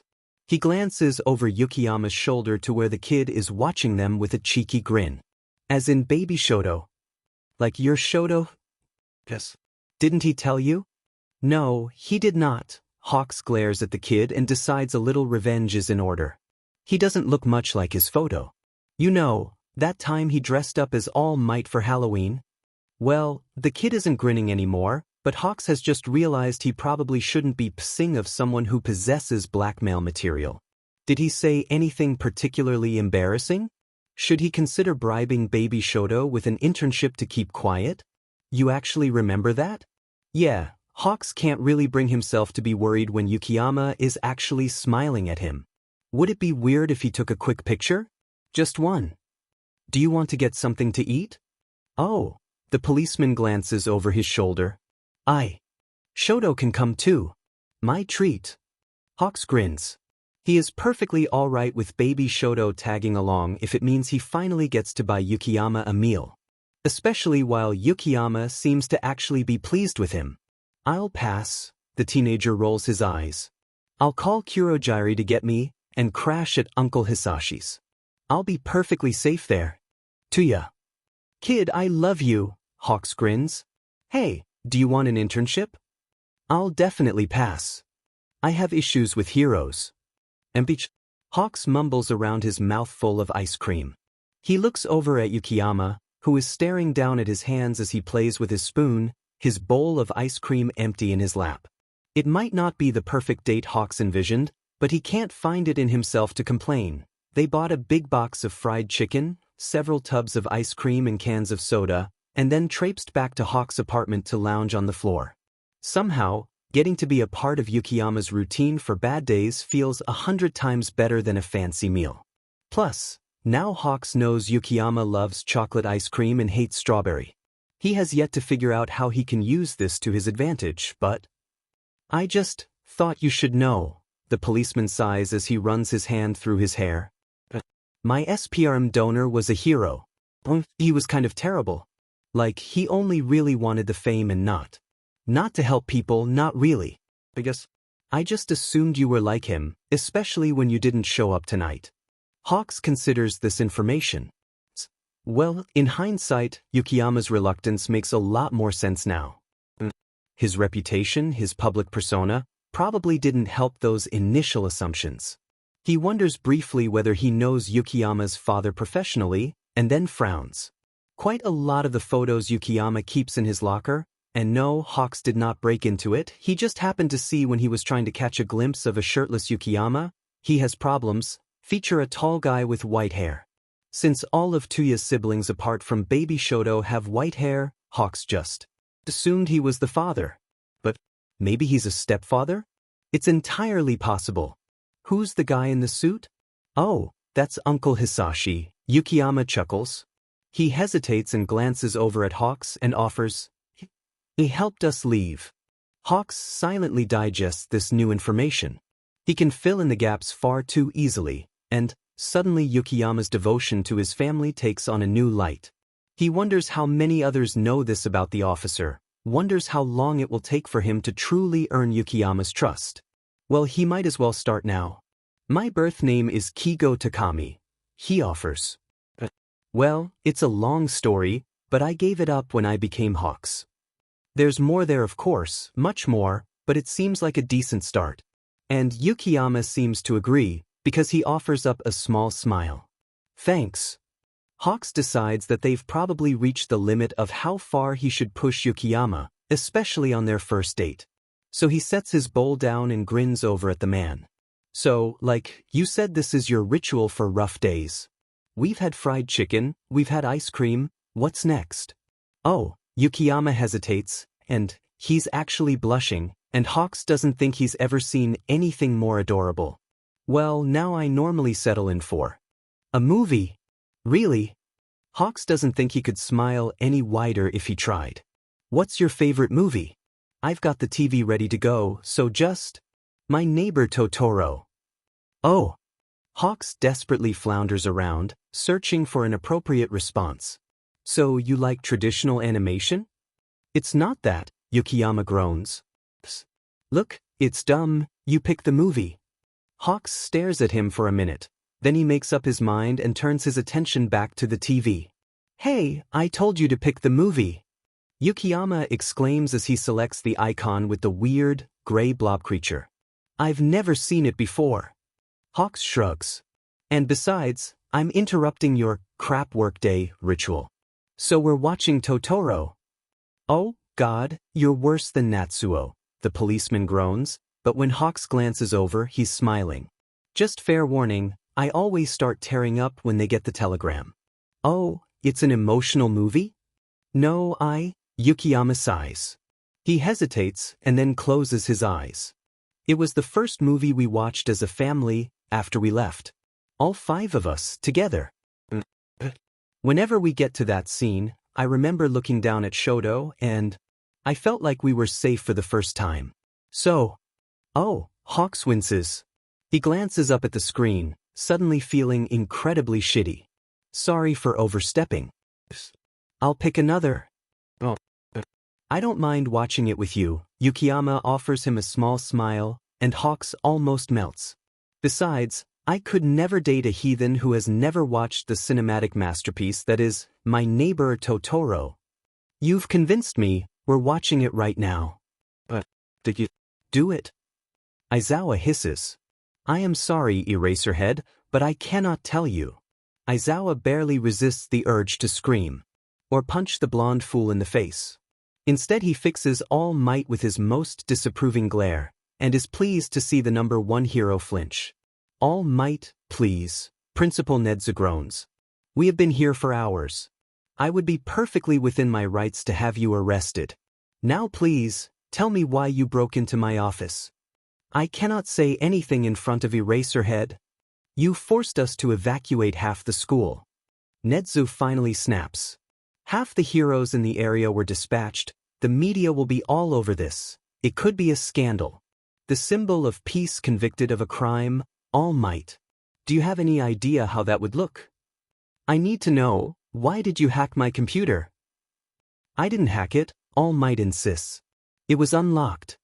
Aizawa activates his quirk, just to shut the fool up. He almost wishes he could ask Hitoshi for help, in case brainwashing could force the hero to answer, but he suspects he knows the reason, and if he's correct? If he's correct, Hitoshi can't know. Is it related to All for One? He asks, and prays he's wrong. The way All Might flinches confirms his worst suspicions. No, Nedza breathes. Please no. All Might, did you break into UA because of All for One? Aizawa insists. It doesn't want this. Izuku deserves to live a normal life, or at least as normal as he can manage, and not dragged into some ridiculous, long-gone conflict between adults. The three sit in tense silence for a few minutes, then All Might sighs and nods, and Aizawa's heart sinks. How much? The blonde hero clears his throat. How much do you know about All for One, Eraserhead? Everything, Aizawa snaps. He wants to get this conversation over with. He wants to go home as soon as possible and he wants to beg for Midoriya's forgiveness for not keeping Izuku safe, and plead with the man to still allow Hitoshi to spend time with him. Because Aizawa might have failed Izuku, but Hitoshi doesn't deserve to suffer for his father's mistakes, and Aizawa promised himself he'd never fail Hitoshi again. Everything. All Might gasps. But that's it. All Might, Eraserhead is Izuku's teacher, the principal sighs. It's only right he know about his quirk. Izuku. All Might frowns. As in Izuku Midoriya? He's the student with 2 quirks. The mug of coffee Aizawa was holding slips free, but he can't seem to care about it as he stares at All Might in horror. Because All Might didn't know, and they told him. They failed as Izuku's teachers, and Aizawa doesn't have to look over to know Nedzu is equally horrified.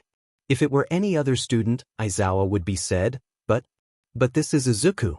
Izuku, who Hitoshi adores more than anyone else in the world, who dumped fatherhood on Aizawa with one well-meaning act of kidnapping. Who is related to a villain and yet is one of the kindest, most heroic people he has ever met, who has changed so many lives for the better just by virtue of being himself.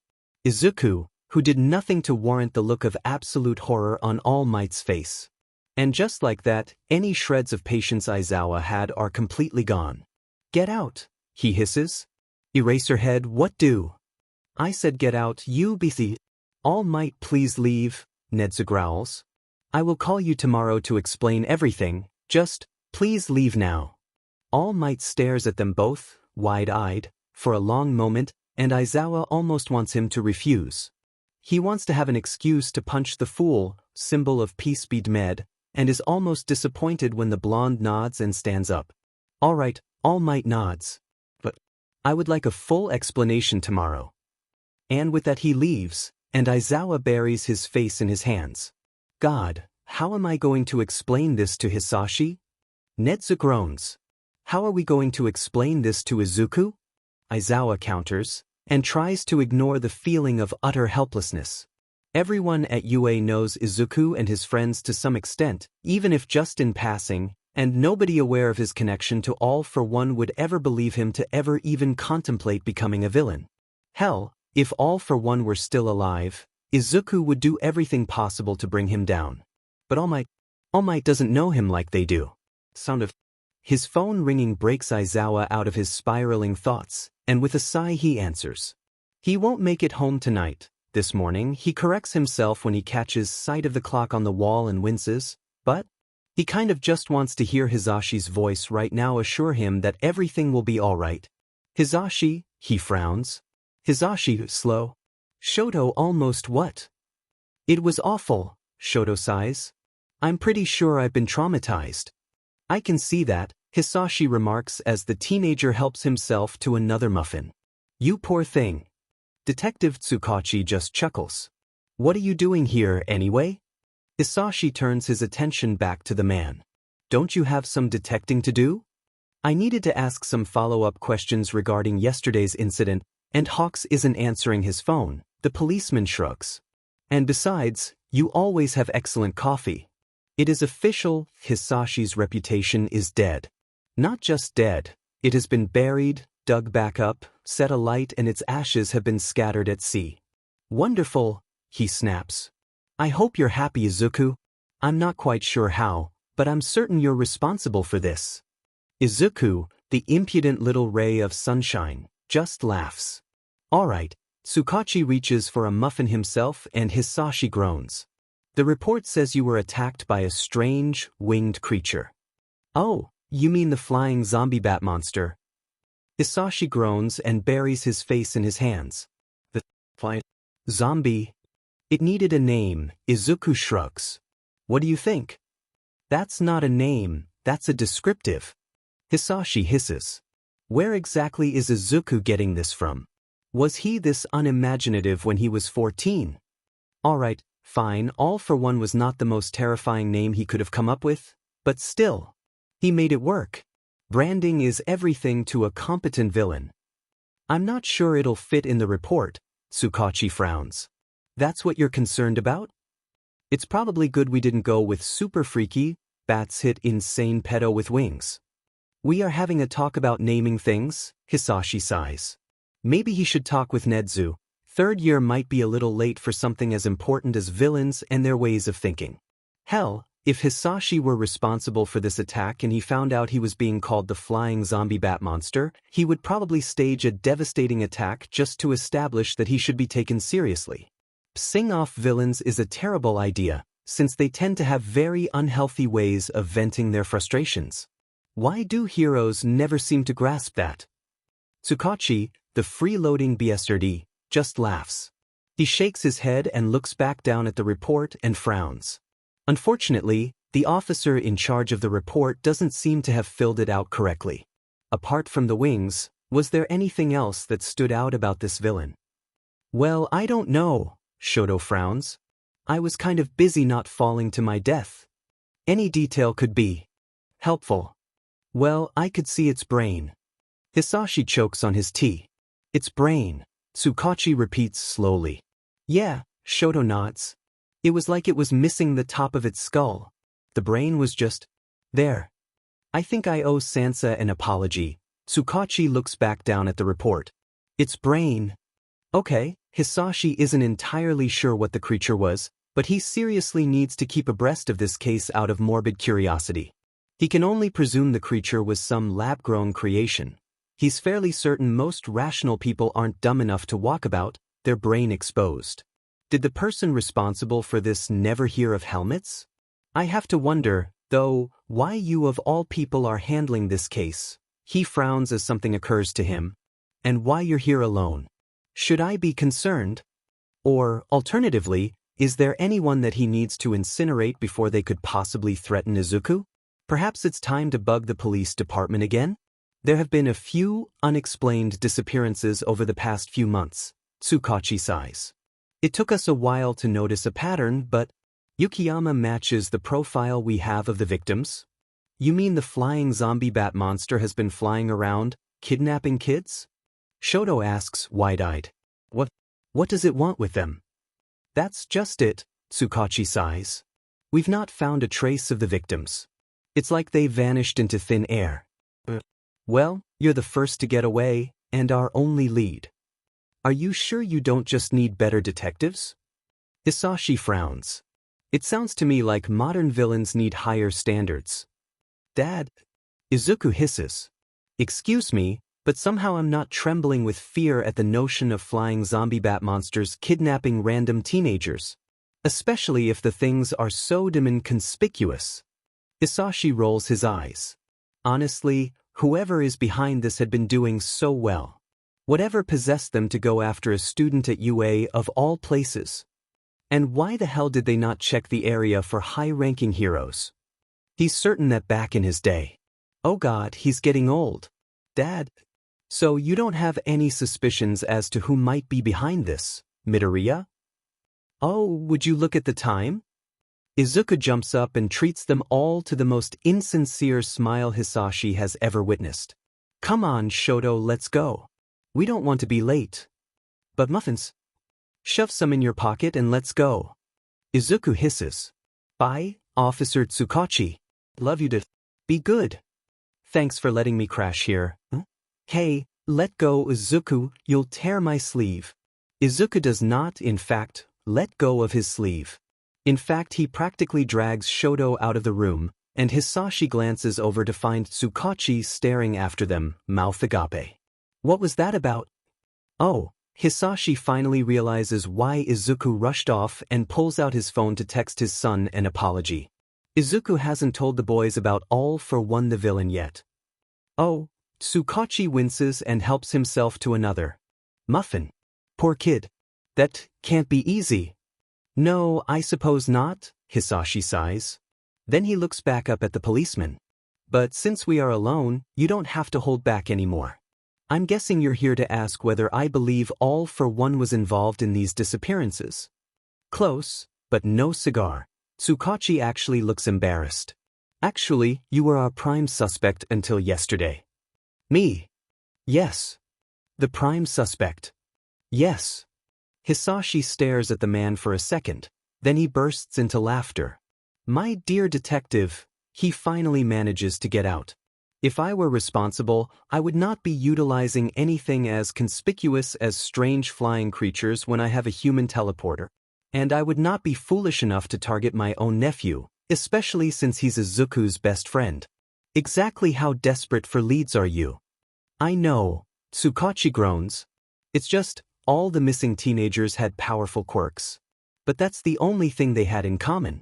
And we don't know if it's a local thing or a national problem, 'cause none of the other prefectures are communicating with us. And the only villain that would be interested in quirks is All for One, but he's dead. And if you're not responsible, then I have no clue who might be behind this. I don't suppose you had a brother or something? As far as I'm aware, All for One only ever had one child, Hisashi frowns.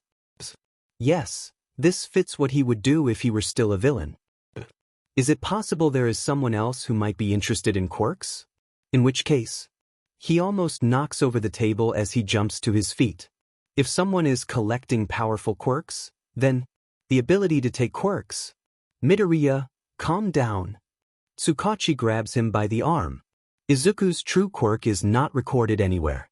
And I have already contacted Nedzu to warn him. He will tell all the students to be vigilant. Yes, of course, Hisashi nods. Izuku is at UA, surrounded by heroes. He will be safe for a few hours, and he'll go with Kurogyari to pick the boys up, because Rei will probably appreciate it. Everything will be absolutely fine. He almost runs out of the room when his phone rings. Nedzu?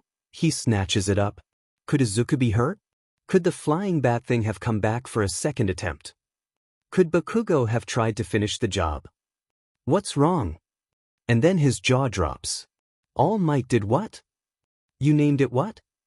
The flying zombie bat monster, Izuku repeats himself. What do you think, Tenya? It took us hours to decide on a name. We tried to get your input, but you weren't answering your phone, Shoto adds. So we went with the majority vote. It was after midnight on a school night. Tenya groans and rubs his forehead, and Izuku frowns. Why does no one appreciate the name? And besides, 2 out of 4 is not a majority vote. It is exactly half. I voted for it too. Hitoshi shrugs and then glances over to the final person at their table. By the way, what's Sparky Boom Boy doing here? How the F should I know? Bakugo snarls from where he has been glaring at them for the past 5 minutes. I was fine eating lunch on my own. Ah yes, Izuku sighs. He has bigger problems than weird flying kidnappers, which will probably turn up dead the minute the police identify them. Unfortunately, said problems cannot be solved with brute force alone, and frankly managing his dad's overprotectiveness is a piece of cake compared to ensuring Hitoshi doesn't make Bakugo walk off the school roof. His name is Bakugo, and I want us to be friends. Izuku informs his friend, ignoring the pops coming from the corner of the table. Bakugo may be loud, but he's not dumb enough to pick a fight in the cafeteria against Eraserhead's son. Probably. Hopefully. Just in case, Izuku crosses his fingers. And besides, he looked kind of lonely. Didn't he almost kill you? Yeah, well he was aiming for Tenya, Izuku shrugs. After all, Bakugo kind of was provoked. Everyone makes mistakes, especially when emotions and quirks are mixed together. His dad has at least 20 stories on hand for whenever Izuku starts getting overexcited about his latest quirks. Izuku is well acquainted with quirk-related injuries. I just happened to summon him at the worst possible time. So it was an accident. And didn't he use to bully you? He apologized for that, and besides, if he hadn't, I'd never have met Tenya. Izuku frowns as something occurs to him. I should probably thank him for that. Thanks, Bakugo. You're insane. Bakugo shakes his head. You're effing insane. Look who's talking, Hitoshi mutters. What did you say, you purple? Alright, that's enough. Aizawa suddenly materializes out of nowhere with his mysterious ninja powers and levels Bakugo and Hitoshi with an unimpressed look. Then he takes a deep breath and closes his eyes. Midoriya, I'm afraid you'll have to come with me. Something serious has come up. And just like that, Izuku can't breathe. What could this be about? Could Dad or Kurogiri have been hurt? Could they be in hospital? Oh, God, Tsukachi visited them that morning. Could the police think his dad had something to do with the flying zombie bat monster and want to question him? Could they have arrested Dad? Or could they have figured out All for One didn't die at the hands of Nana Shimura? Mystery Racerhead, should one of us grab Izuku's things? Tenya asks, already halfway out of his chair. No, the teacher shakes his head. Mike should have grabbed them by now. I'm afraid Izuku won't make it to this afternoon's classes. That's bad. That's very, very bad, and Izuku can't figure out what is going on. The police, they won't arrest him, will they? No, surely not, but he knew about his father's identity but didn't tell them, so maybe he committed a crime? They'll only arrest his dad, right? They won't. Surely he won't fight All Might and die and… Hey! Izuku cries out as someone slaps him hard. But, as he raises his hand to his cheek, he realizes it helped. He can kind of think straight again, and his vision isn't so blurry anymore. I don't know what's going on, but get a FNG move on. Bakugo growls. And don't start hyperventilating again. For a second Izuku stares at the blonde, surprised. Then he manages a weak smile. Thanks, Bakugo. Teach whatever. His classmate grabs his tray. And if you need to talk to someone, I'm sure these useless extras will be happy to listen. And with that, he turns and marches off, leaving 4 very confused teenagers in his wake. Hang on, was he being nice? Hitoshi asks. Like, actually nice? Izuku. Oh, right. Izuku snaps out of his confusion. I'll talk to you guys later. As Bakugo said, if you need to talk with someone, we will be here for you. Tenya smiles. Remember, we are your friends, Izuku. Yeah, Izuku manages a smile. Thanks. He follows Aizawa out of the cafeteria in silence, because he might want to know what this is about, but there is a very real chance this concerns All for One. It probably does, because surely Aizawa would have told him what happened otherwise, right? Unless it's something serious and… Izuku, his homeroom teacher pauses once they've reached an empty corridor. Remember, me and Mike are here for you too, if you need someone to talk to. Thank you. Izuku tries to control his breathing, because this has to be really serious. And Aizawa turns to him. You're your own person, Izuku. And you're a good kid, so just… don't worry about your grandfather, alright? Yeah. Izuku nods just as a warp gate appears next to him. He hesitates for a second and then dashes forwards and gives his homeroom teacher a quick hug. Thanks. Then he takes a deep breath and steps through the warp gate. He almost collapses from sheer relief when the first thing he sees upon emerging in his living room is Dad, sitting on the sofa. Izuku can't help himself, he bursts into tears. Because if the authorities knew his dad was all for one, they would have arrested him already. Or worse, they would not send Izuku home if the house were about to be swarmed by heroes, right? So, oh God, has Makia died? Oh, Izuku, his dad sighs as he stands and pulls Izuku into a hug. Everything will be all right, I promise. What? Izuku hiccups. What's wrong? Is Makia all right? He's fine, Izuku, his dad chuckles as he produces a box of tissues. And so is Kurogyri. What is it? Izuku asks and then blows his nose. Well, Dad sighs. All Might has found out you're connected to All for One. He's what? Izuku almost collapses.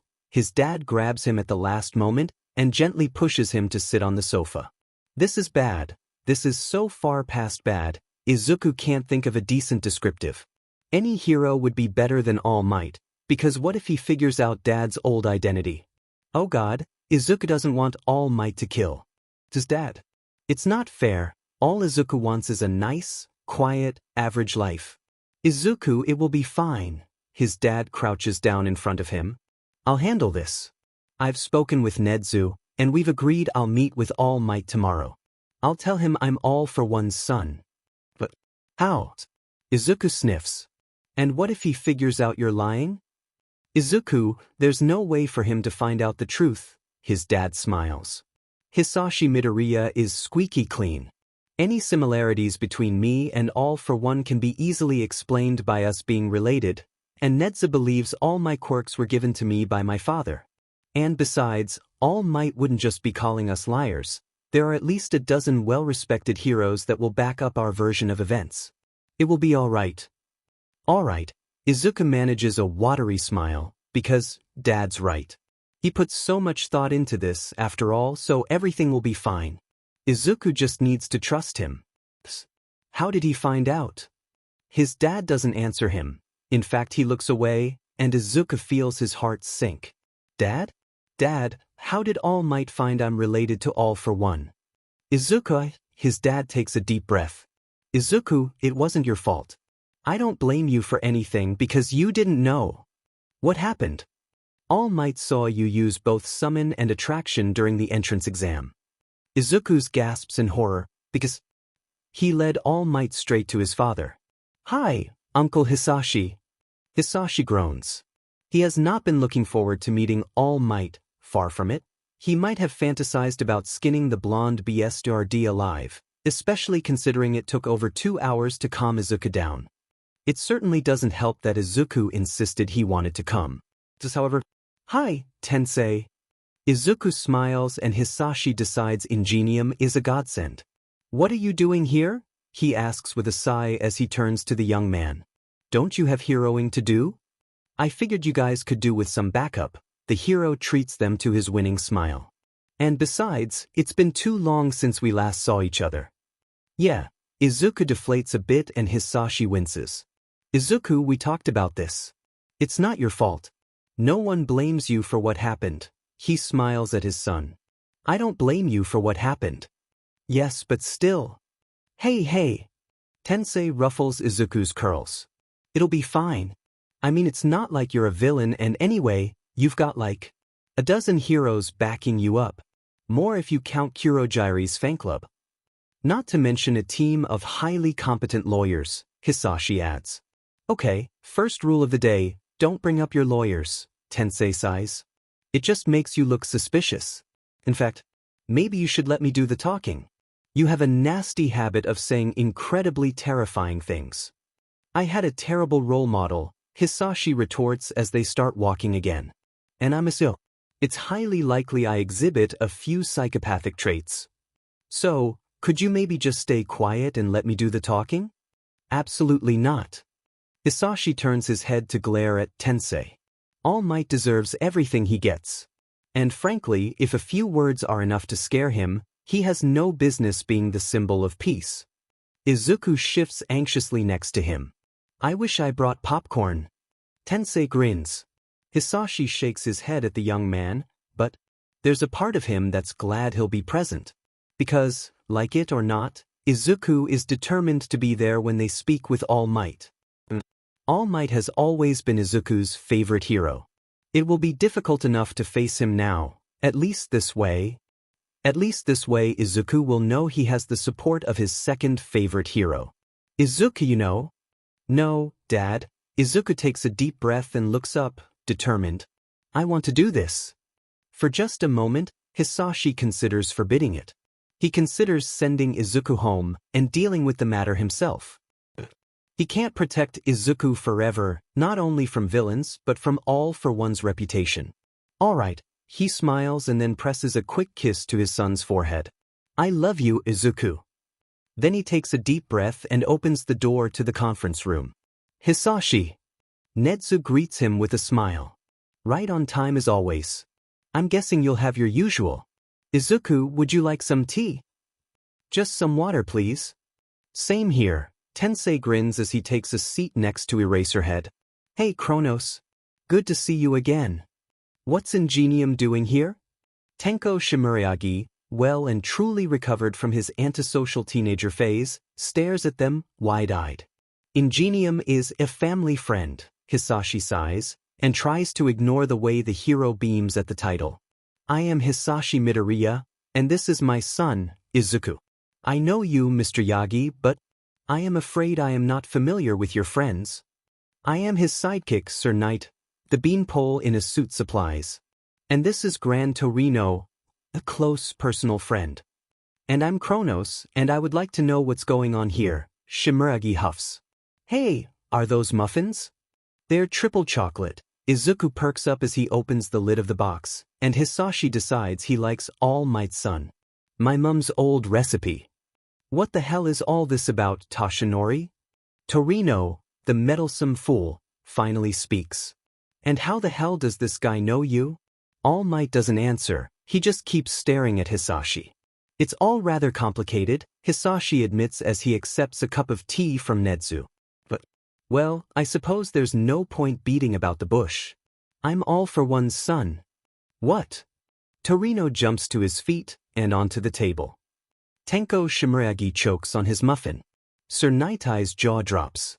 Tensei bursts out laughing, and even Izuku and Aizawa smile. You gave me parenting advice. Yes, I remember, Hisashi nods. How the F did All for One have a son? Torino exclaims. He's glaring at them all, and it brings back so many pleasant memories Hisashi has to take a sip of tea to hide his smile. I never asked him about the specifics, he shrugs once he's gotten his face under control. Frankly, I'm not terribly interested in the details of my own CNCPTN, especially considering the parties involved. Tensei lets out a loud snort and buries his face in his hands. Then he quickly lifts it again. But, I mean, Shimuragi frowns as he helps himself to another muffin, and Hisashi gives him another point on the hero's I won't murder scale. Why tell us? Oh my god, Dad, is this why you broke into you? Apparently, your father saw my son using more than one quirk and grew concerned, Hisashi sighs. Although he has no need to worry, I am perfectly content with my life as Hisashi Midoriya and have no wish to follow in my father's footsteps. And Izuku here has been dead set on becoming a hero from the age of 3, which Ingenium can confirm once he has finished having a fit. You gave me parenting advice. Yes, we have already established that. So, like, Tenko glances between Hisashi and Izuku. You've both got All for One? Oh yes. Hisashi treats the young man to a charming smile. Was Shimura this nice? She's quickly becoming his second least hated one for all user. Would you like to see it? Yes, please. No. Tenko. No. Tensei lets out a rather worrying sound and collapses onto the table, and Hisashi wonders whether they should start getting ready to perform CPR. Then he decides that since he never asked him to come, Tensei can look after himself, and grabs a muffin. Experience has taught him that baked goods never last long in the presence of teenagers. Izuku, how about you take Kronos to one of the training grounds and show him all for one? He suggests magnanimously.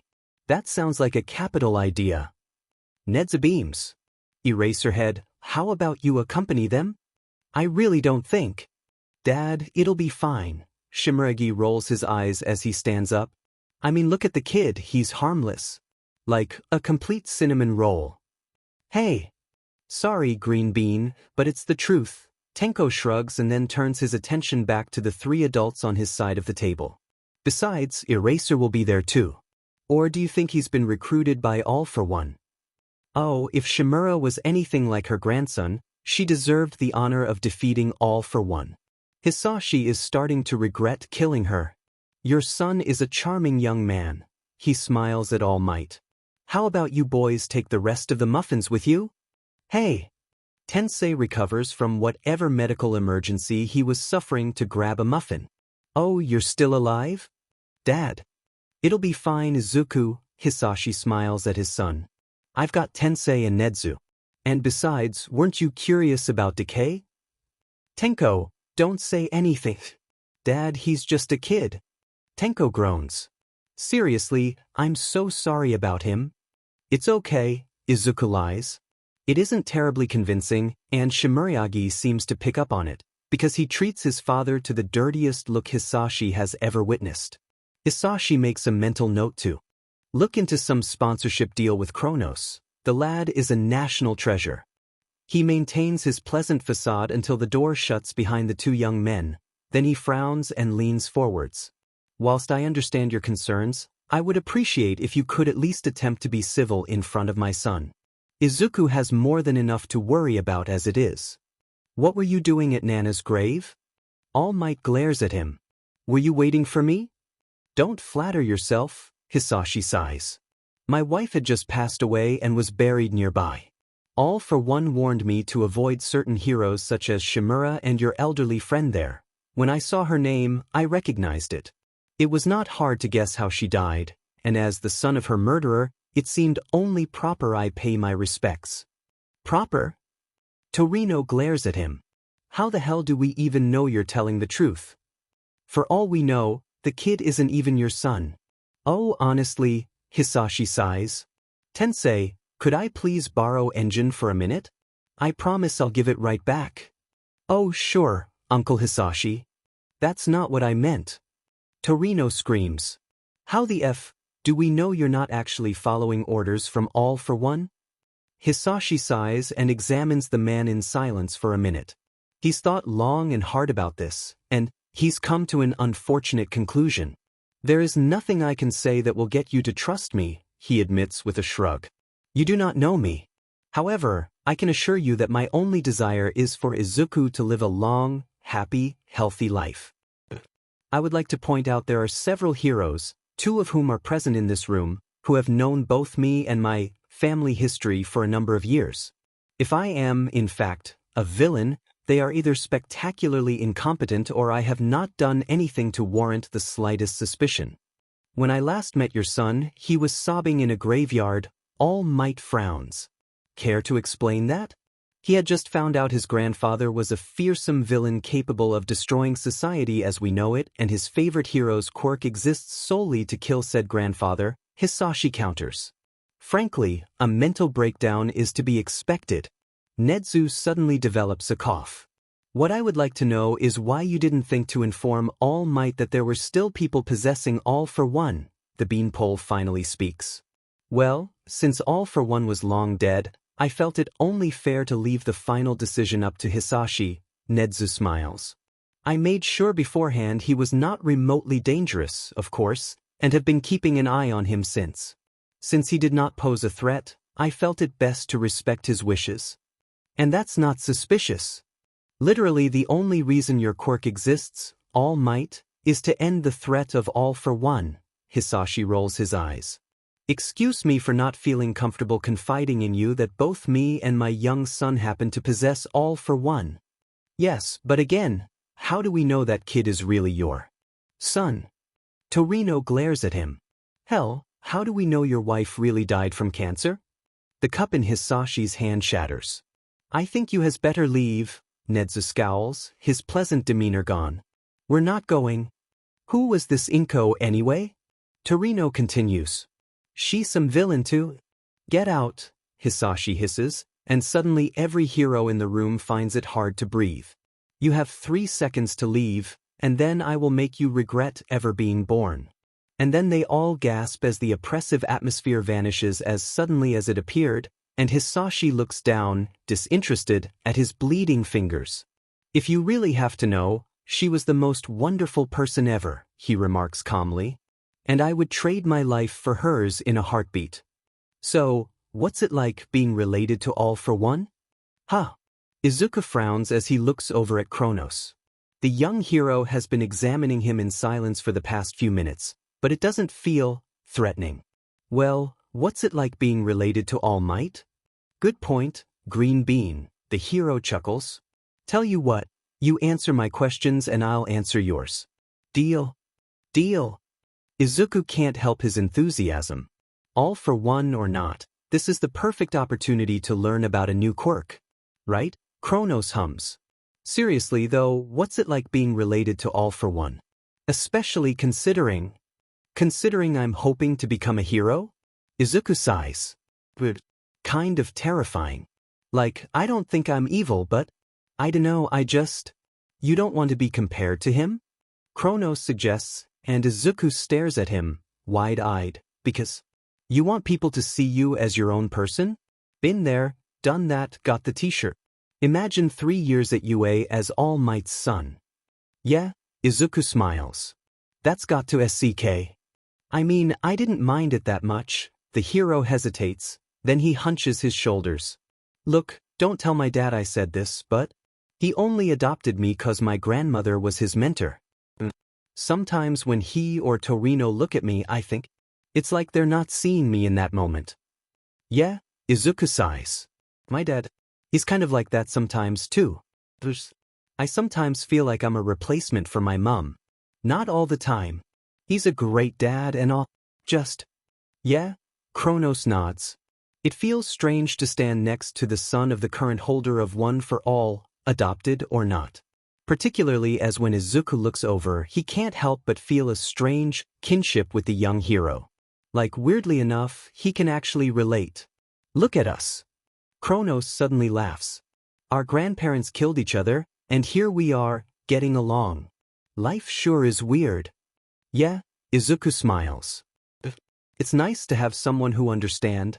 So, Green Bean, you had some questions about decay? I don't trust that Midoriya BC. Tenko seriously considers just walking out the door. He's pretty sure he could find a hotel for the night or, failing that, a former classmate with a spare futon and an empty corner. Heck, Aizawa might be willing to let him crash at UA. He was always incredibly understanding of Tenko's awkward home situation. But like it or not, this is his family, so he sends a silent prayer to his grandmother, grabs that bottle of sake he got as a farewell gift, because if he has to deal with the inevitable idiocy, he needs booze, and then joins the 3 so-called adults in the kitchen. He must have brainwashed Nedzu, there's no other way around it. Torino growls. We need to immediately find his hideout and what? Tenko interrupts the old man before he can get too worked up. He notes how the hero's hands are shaking and wonders whether age is finally catching up to him. Storm it? Arrest him for being related to a villain that's been dead for years? Don't forget he has a son, who probably lives with him. Exactly, his dad exclaims. We need to save young Midoriya. Dear Lord, how did these idiots successfully raise a child? Tenko wonders what fool decided to approve his adoption. Then he realizes they had probably been bribed with limited edition, signed merch. From what exactly? He asks with a sigh. Homework? Being grounded? None of you actually know anything about him. Look, I talked with him, and he's not afraid of his dad. At all. And how do you? Torino trails off and looks away guiltily. I'm not suggesting you trust the guy. Tenko does his best to ignore the empty lady-sized elephant in the room. He is a hero, he can power through this. But don't rush into anything. Do some digging. check his story. If he is a villain, you'll need solid evidence. You can't just smash your way into his house and abduct his son. Tenko has a point, Uncle Night Eye admits, and Tenko almost cheers. He doesn't, because he's not a little kid anymore. Midoriya may not be famous, but he's well-connected and widely respected. And Ida-ten and Nedzu are both firmly on his side. We cannot act rashly. I suppose you have a point, his dad admits, and Tenko grins and starts wondering what to do about dinner. If he has Uncle Night Eye on his side, it's only a matter of time before his dad folds, and I still don't like it. Grandpa Torino growls. Two people walking around with all for one, and Nedzu didn't warn us? Well, to be fair, one of them is still a child. It doesn't matter. He's dangerous. Torino. All Might snaps, and Tenko doesn't have to look over to know all three men are staring at him. And suddenly he just feels exhausted. I'm pretty tired, so I'm just gonna head to bed. He tries to smile at them. It feels forced and dirty, but he doesn't have the energy to try for anything more convincing as he turns and runs away. His bedroom has evolved over the years. There's All Might merch, of course, but also family photos, and a few posters of his grandmother Torino somehow acquired. Most of the time Tenko treats it as motivation to push himself, to become a hero worthy of the Shimura name. Tonight it's too much, so he collapses onto the bed and buries his face in a pillow. Dangerous. So cool. He's scary. That's so awesome. Tenko. Midoriya, Izuku's not dangerous, Tenko declares as he rolls onto his back. He wonders briefly what grandmother would say if she could see him now, defending her murderer's grandson, and then feels a weight lift off his shoulders as he remembers how incredible she was. He's just a kid. Tenko, I appreciate you like him, but he is not, he insists as he sits up and glares at his father. This is the hill he will die on. Tenko, my boy. I'm not a child anymore. Tenko yells, and suddenly the whole day is too much. He doesn't deserve to have his life ruined because his dad. I don't know. He collapses onto his back, grabs a pillow and screams into it. This isn't about all for one, is it? Tenko considers telling his father to F off. But then he remembers Izuku's bright eyes, his innocent smile, and sighs. He's like me, he admits softly. He doesn't deserve to be dragged into this whole one for all for one mess. Tenko, his father chuckles as he settles on the side of the bed. He's nothing like you. That's because he's not broken. Dad, please just trust me on this. Tenko clenches his fists. Don't act without thinking. If Midoriya isn't a threat, even if he is, there's no better place to keep an eye on Aiza Midoriya Jr. than UA. He takes a deep breath and pulls out the big guns. Nana would want you to give him a chance. Do they bite? Kronos, they're teenagers. Yes, but do they bite? Tenko hisses as he anxiously adjusts his respirator for probably the 100th time that day. 13 looks at him as if questioning his sanity, and then sighs and turns away, and Tenko takes the opportunity to stick his tongue out at the hero. After all, 13 has an unfair advantage. They're a teacher, and would be perfectly within their rights to expel all the snot-nosed brats if they so much as look at them funny. Plus their costume is probably reinforced steel, or something. The kids would just break their teeth if they tried biting them. And anyway, Tenko was a teenager not long ago. He remembers his classmates all too well. He's pretty sure at least half of them were actually up-and-coming villains scoping out their future opponents. They're here, the hero exclaims as the large doors open, and Tenko takes a deep breath. They're just kids. He can do this. He can. Whoa. Is this Universal Studios Japan? Look, it's the space hero, 13. Ooh, I love 13. Hey, is that Kronos? 13, the traitorous being, steps aside, and Tenko hastily straightens up and tries not to look like he was hiding. Hello, everyone, he summons his best eye was raised by motherfucking All Might's smile and waves. The assorted teenagers don't look like a bunch of psychos, but you never know. Midoriya Sr. does not look like he is related to a supervillain. Uncle Night Eye doesn't look like he could kick the butts of most highly ranked heroes at a moment's notice. Appearances can be very deceiving, Tenko has learned. Kronos here is considering joining the staff at UA, so we thought it might be beneficial for him to observe today's class. 13 informs the students. Especially since today we shall be focusing on his speciality, rescue training. Tenko finally spots familiar green curls next to an Ingenium cosplayer and has to resist the urge to wave at the kid. There is no official reason they should know each other, after all. He does wonder briefly whether Midoriya has figured out the real reason he is joining UA's staff. He probably has, he seemed pretty smart. Before we begin though, I have 1 or 2 points. Or 3. 4. Oh, Dad so owes him. As I'm sure many of you are aware, my quirk is called Black Hole. It can SCK in and tear apart anything. And you've used it to save people in all sorts of disasters.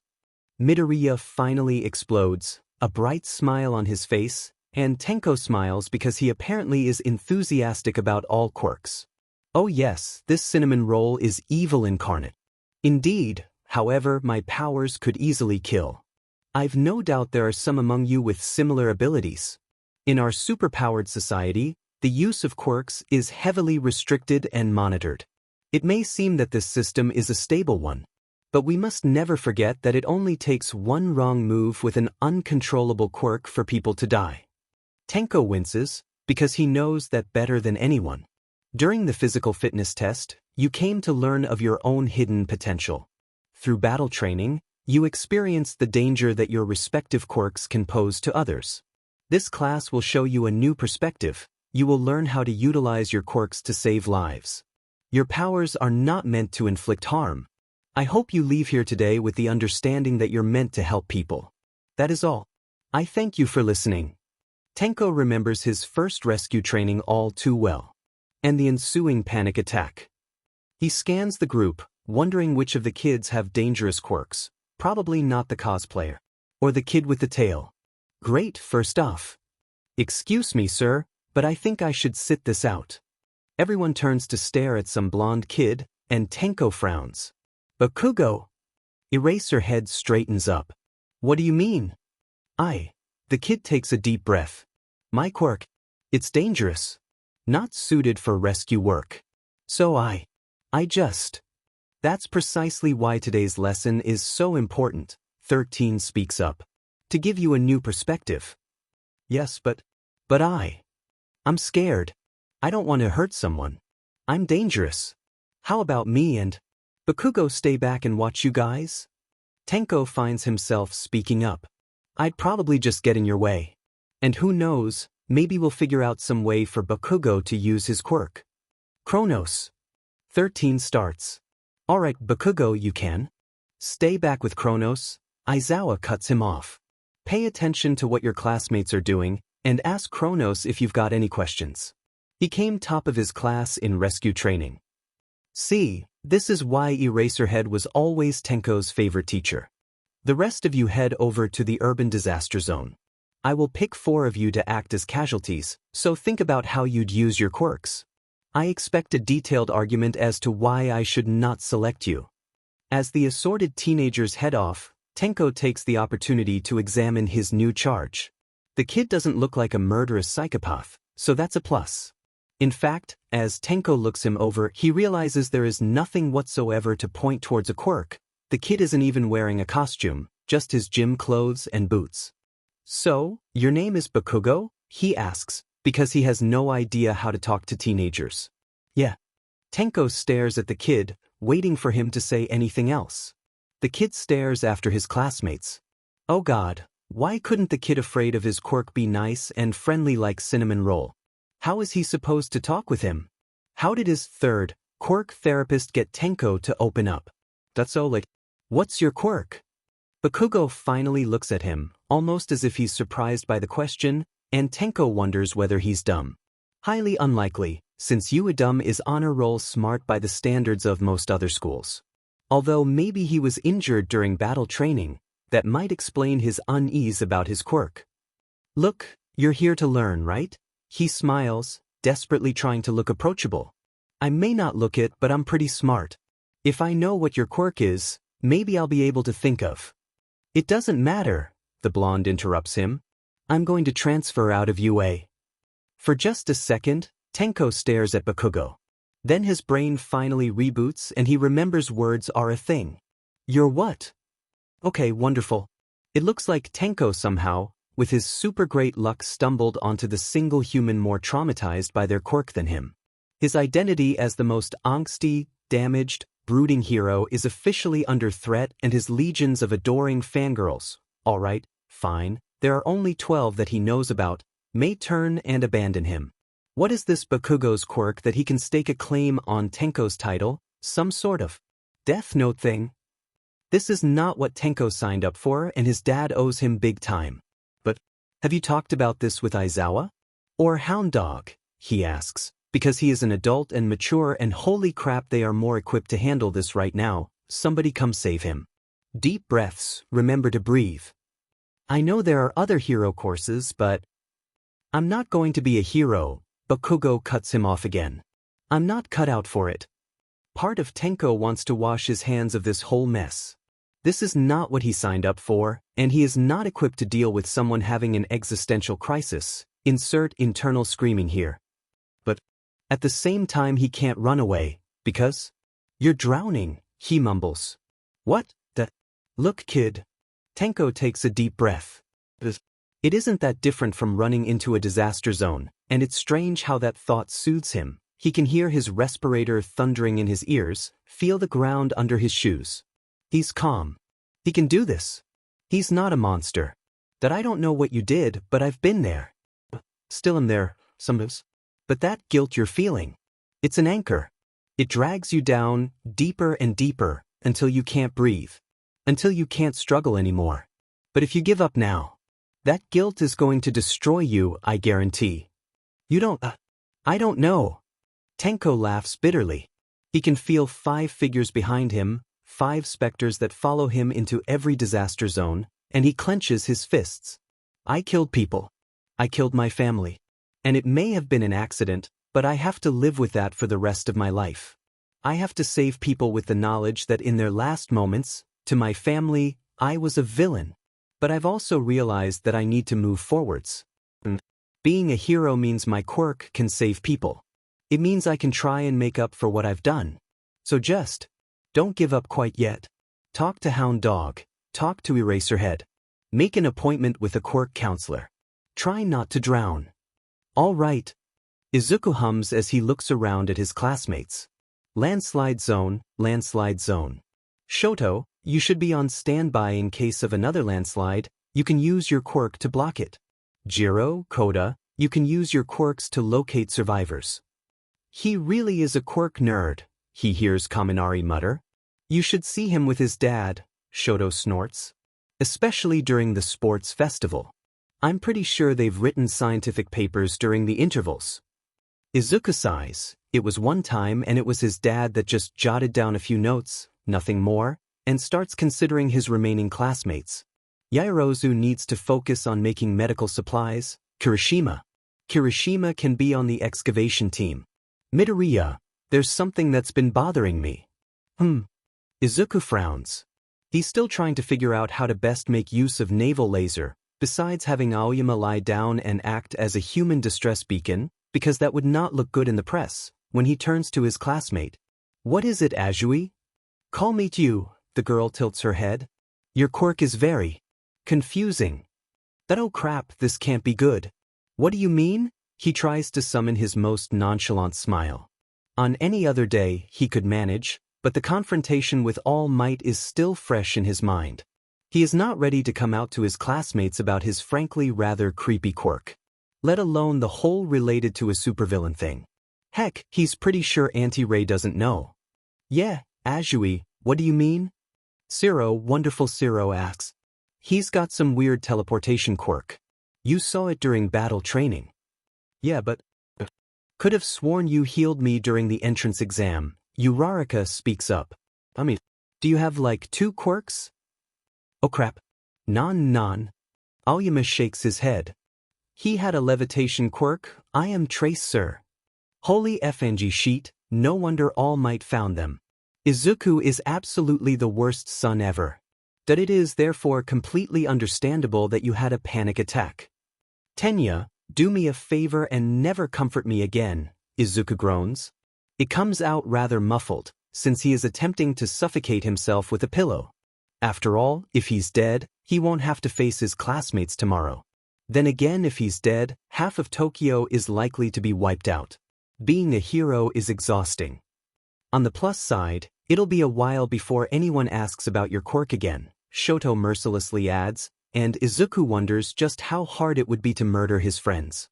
Dad could probably give him a few tips. That he probably shouldn't. Auntie Ray would be sad if Shoto suddenly vanished. I hate you both, he sighs as he removes his pillow. Is there any way we can help though? Tenya, well-meaning meddler that he is, asks. You have been acting strange for some time now. Is everything all right at home? Would you like to stay with me for a few days? Yeah, Shoto nods. Why'd you leave school early? Is everyone all right? Izuku carefully considers his answer for a minute, then he realizes he's tired of this. He's tired of hiding things from his friends, of lying to them, of asking them to help with his deception without explaining why. They deserve better. Tenya, could you call Hitoshi and ask him to come over? If Aizawa asks, tell him. Tell him it's about my grandfather. Sure, Tenya slowly nods. He hesitates for a second, then he shakes his head and leaves the room. Izuku, what? That there's something I need to tell you guys, Izuku admits. Something important. This sounds like a muffin conversation, Shoto decides. I'll go ask Kurojairi. Izuku watches him leave, then he sighs, grabs his pillow and covers his face with it again. If he's lucky, he'll suffocate before his friends come back. Alright, so what's this about? Hitoshi asks as he collapses onto Izuku's bed. Who did you kill and where do we hide the body? Izuku whacks him with a pillow, but there's a faint smile on his face, and Hitoshi feels himself relax just a bit. He glances around the room, but there's nothing to clue him in on whatever they're here for. Mike practically shoved him out of the door, and his dad promised to call Ectoplasm and explain why he didn't finish his homework. But for the life of him, Hitoshi can't figure out why the mere mention of Izuku's granddad got them so worked up. That is Izuku's grandfather All Might or something. Look guys, it's just... Izuku takes a deep breath. This is all going to sound crazy, but I swear it's all true. Oh God, where do I even start? He looks like he's on the verge of tears, so Hitoshi tries to lighten the mood. Don't tell me. You're actually a lab-grown clone. No, it's not that, Izuku manages a smile. You're All Might's biological son and Uncle Hisashi adopted you when he married Auntie Inko. You're an idiot. I know. Tenya beams. Uncle Hisashi is in fact a retired supervillain. Something a bit like that. What? Hitoshi screeches. You're joking, right? Shoto gasps as his muffin falls, forgotten, from his hand. You have got to be joking. Look just. Izuku groans. There was this villain years ago, called All for One. He wasn't known, 'cause. Well, he was a terrifying villain capable of stealing anyone's quirks, seeking to destroy society as we know it, and the government didn't want people to panic, and... Well, you obviously know I've got All for One, the quirk I mean, and... Holy crap, Hitoshi gasps as he finally pieces it all together. Your grandfather is an evil supervillain? Are you safe? Shoto glances around the room, almost as if expecting to find cameras watching them, or a superpowered old geezer to blast through the wall, laughing maniacally. Is he going to come after you for telling us? Do you need somewhere to stay? Tenya joins in. If my house isn't secure enough, I am certain Mother would allow you to stay at Ida 10. Izuku stares at them all for a second, then he laughs and wipes his eyes. It's fine, he assures them even as he grabs some tissues. All for One was defeated a while ago. And anyway, you know what Dad's like. All three teenagers nod. Uncle Hisashi would be more than willing to take on an overpowered supervillain capable of destroying Japan if it only meant keeping Izuku safe. Not that Hitoshi doesn't share the sentiment, but, well, Uncle Hisashi would probably be very effective. Dad and Mike know, don't they? Hitoshi realizes. That's why you said to tell them it was about your grandfather. Yeah, Izuku nods. So do Tensei and Detective Tsukachi. And Nedzu and most of the teachers at UA. Why'd you leave so early last week? Shoto asks. Was it related to this? All for one. Yeah, Izuku sighs. All Might realized I'm related to All for One and we kind of had to do damage control. He takes a deep breath. See, there's this quirk called One for All. It's capable of being passed on from hero to hero, all for it to one day be used to defeat All for One, and, well, All Might's the latest holder, and he's not exactly keen on us. Us being people with the quirk All for One. Holy crap, Shoto breathes. So that is why Kronos will be teaching us. Tenya exclaims. To, I suppose, keep an eye on you. Yeah. That's why you're so anxious about your quirk, Hitoshi realizes. You're scared people will realize you're related to All for One. Yeah. Izuku sighs. Hitoshi stares at him. He tries to ignore his hurt feelings, because he knows all too well why Izuku was reluctant to tell them. And there is still some worry in Izuku's eyes as he glances around at them, as he waits to see whether they'll reject him. Well, there is only one solution. Dumps. He grabs the nearest pillow and smacks his friend with it. You think of freaking supervillains enough to scare us off. Like it or not, you're stuck with us. Exactly. Tenya nods. I understand your unease, but we are your friends. We would never turn away from you in your hour of need, especially because of something so far beyond your control. Yeah, Shoto grins. I mean, it's not like you and Uncle Hisashi are villains. Oh my gosh. Hitoshi laughs. Imagine Uncle Hisashi as a villain. I know. Shoto nods and then pitches his voice lower. Prepare to die, All Might. But first, could you sign this limited edition poster for my son? You thought you could beat me? I shall. Oh crap, is that the time? I need to pick Izuku up from daycare. Could we please reschedule our epic showdown? I just managed to get Izuku to fall asleep. And then, as if summoned, the door opens and Uncle Hisashi pokes his head in. Hello, you four, he smiles at them as he loosens his tie. What's so funny? Is there something I should know about?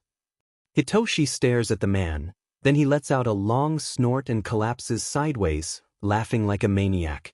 Shoto laughs so hard he has tears streaming down his face. Tenya is barely making any sound as he desperately wheezes.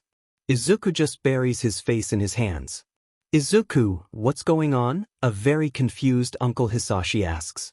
That I just told them about the villain All for One, Izuku admits in a tone much like any teenager caught with a dirty magazine. Do not worry, Uncle Hisashi. Tenya is the first to recover, although he is panting rather heavily and his shoulders are still shaking. Whilst your family history is unfortunate, we know you both far too well to hold you responsible for something you had no control over. Indeed, you are both exemplary members of society and deserve a great deal of respect, considering your background. Yeah, Hitoshi grins. He understands better than most how difficult it can be when people judge you for your quirk, and he can't imagine how much harder it must be to share a quirk with a villain. And don't worry about your quirks. There's no such thing as a villainous quirk, after all. What matters is what you choose to use your quirk for. Thanks, Uncle Hisashi slowly nods. Well, there's something I need to do, so if you're staying over, don't stay up too late. They watch the man leave, and then Shoto sighs and slumps over to lean on Tenya's shoulder. Poor Uncle Hisashi, he remarks. It's never easy when your SPRM donor's a BSTRD. Izuku, tell me the truth, Hisashi groans. Am I not scary anymore? Dad, you're asking the wrong person, Izuku sighs. You kissed my owies better. And remember when we went to Zoo Dreamland and you threw up on the teacup ride? Don't worry, sir, Kurojiri comes to the rescue. I am certain All Might still has nightmares about you. Alright, the next matter is the upcoming sports festival. Nedzu looks around the room. I am of the opinion we should proceed as normal, but perhaps increase security. I doubt that will even be necessary, Hisashi sighs as he sets down his mug. Honestly, heroes can be so paranoid at the most inappropriate times. The number of attacks he successfully carried out because of lax security and the amount of resources they wasted when there was no threat is, frankly, astonishing. There has only been one probable kidnapping in the past weeks up in Hokkaido, and a single sighting of a strange creature over in Kyoto. This group is not particularly visible and is probably still gathering its strength, and besides, the sports festival will be attended by thousands of people, most of whom are in the hero business. Frankly, the rest of Japan is more at risk. And don't forget that if UA is seen to have increased its security, it could shake public confidence. People will wonder why, since there is nothing they know of that would warrant such a precaution. Thank you for your insight, Hisashi. Nedza smiles. I'll bear that in mind. Kronos, is your father going to be in attendance? Yeah, Shimuragi nods, not even looking up from his doodles. He probably wants to make sure Cinnamon Roll doesn't detonate a bomb, or steal everyone's quirks. I don't know, some crap like that. I don't really pay attention to the strategy meetings. I'll try and keep him under control. That would be much appreciated, Nedza nods. His presence should go a long way to ensuring the event proceeds without disturbances. Hisashi, would that be? Fine, Hisashi sighs. But if he upsets Izuku, I'm punching him through a wall. Fair enough. Chrono smiles, and Hisashi mentally congratulates Shimura. Does anyone have anything else to add about the sports festival? Nedza looks around the room again. No? All right. Then on to the matter of Class 2A and their unfortunate habit of destroying the cafeteria robots. Little listeners, what ya doing? Four very guilty teenagers slowly look up at present Mike. The voice hero is smiling at them, still dressed in his costume, apparently unaware of the grand conspiracy that was taking shape in his apartment. Well, Hitoshi, the unofficial Mike whisperer, glances down at the large spreadsheet they're sitting around. See. And then, like a hungover angel descending from the heavens, or perhaps, more accurately, summoned from the sanctuary of his bedroom, Aizawa appears next to his boyfriend and tells him, they're obviously asleep. Don't wake them. The four, very awake, teenagers exchange glances. Izuku, you awake? Shoto asks in a monotone voice. No. Izuku answers even as he desperately tries to hide his A3-sized spreadsheet under Hitoshi's maths notebook. Tenya lets out an impressive snore. Go away, Mike. Hitoshi groans and then reaches over, grabs a pillow and covers his face with it. See. Aizawa smiles at his very confused boyfriend. Come on, I'll make you a coffee and explain everything. And you four, don't do anything illegal. The four friends wait until the adults have left, then they let out a collective sigh of relief. Well, that was close, Izuku groans. Tenya, you checked the rules, right? Absolutely. Tenya adjusts his glasses. There is nothing in UA's rules forbidding aiding other students during the sports festival if both parties are competing. Indeed, such a scenario is not addressed at all. However, I feel we should try and avoid being too obvious in case we are accused of cheating. Yeah, and if I make it to the individual matches, don't help me, Hitoshi adds. Then he takes a deep breath. If I come up against any of you, don't go easy on me. We won't, Shoto promises. Right. Izuku grins. Okay, so let's go over the plan again. All right, everyone, remember to show everyone the burning passion of Class 1A. Ready?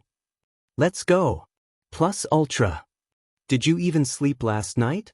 Siro asks, glancing up from his shoes. Most of the boys of Class 1A aren't even paying attention to Yurashi, accustomed as they are to his unbridled enthusiasm. Anyway, shouldn't our class president be hyping us up? Kaminari adds, even as Yurashi slowly climbs down from the bench. Tenya, who had been glaring at the larger teen for the past 10 minutes, finally turns his attention back to his own preparations. Hey, Midoriya, any words of encouragement? That I have a bad feeling about this. Izuku groans as he closes his locker. This is going to be bad. Terrible. After all, his dad is going to be in the audience. Surrounded by heroes. All right, fine, they've attended almost 10 sports festivals already, but Izuku was there by his side to make sure he didn't brutally murder anyone, especially All Might. And it's not like he can excuse himself in the middle of a round. What would he say? I think my dad is about to annihilate half the attendees. Hey, class prez, it'll be fine. Kirishima flashes Izuku a grin and thumbs up. You'll do great. I don't think that's it, Shoto snickers. Uncle Hisashi is a very enthusiastic parent. Oh yeah, isn't Tuya tagging along with his boyfriend? Izuku frowns. If he is going to suffer, he is not going to suffer alone. God damn it. Let us be positive. Tenya, the lucky BSRD, smiles at them, and both Shoto and Izuku level him with unimpressed looks. At least we are not Hitoshi. Izuku manages a smile at that, although he's still feeling sick. What if the plan goes wrong? What if Tenya overlooked some obscure statute and they're all expelled? What if the government realizes Izuku has all for one, kidnaps him and locks him up in a top-secret research facility? Hey Midoriya, your dad has white hair, right? Yes, Sato. Izuku slowly looks up, dread pooling in his stomach. I came to wish you good luck, Izuku, his dad beams from the doorway. And the rest of you too, of course. Tell Shoto I'll be cheering him. On. Mom? Shoto hurries over to the door.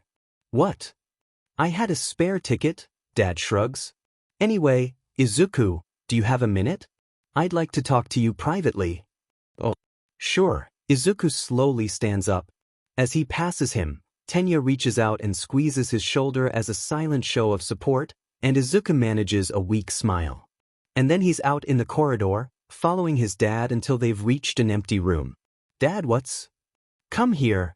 His dad sighs and pulls him into a hug. I know I already told you, but do your best. Don't allow for worry about all for one to hold you back. Besides, I'd hate for all your effort to be wasted just because All Might's an idiot. Hitoshi deserves better than that. How'd you? His dad levels him with a look, and Izuku manages a smile. Sorry, Dad. Yes, well you had best be getting back to your classmates. The man smiles and ruffles Izuku's curls. Your mother would be so proud, Izuku. I pretend she's there, with me watching you. Show her the hero you'll become. Show her the incredible friend you are. It helps. Izuku attracts a box of tissues off the table. He'll be fine. Auntie Ray should be able to stop him from engaging in anything too suspicious. And Izuku. He doesn't just want his mum to see him, he realizes. Dad, Auntie Ray, Kurojairi, Makia, Auntie Katsumi, Mandalay. They'll all be watching. They've done so much for him. He wants them to see him, wants to make them proud. Izuku? His dad asks when Izuku suddenly hugs him. Thanks, Dad. Breathe. In and out, in and out. Your quirk's not evil. Don't picture.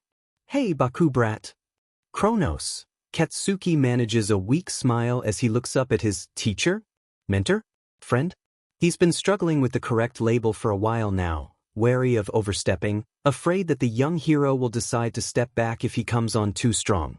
But he also doesn't want to be rude, and he wishes the smile on his face didn't feel so uncomfortable, so unnatural.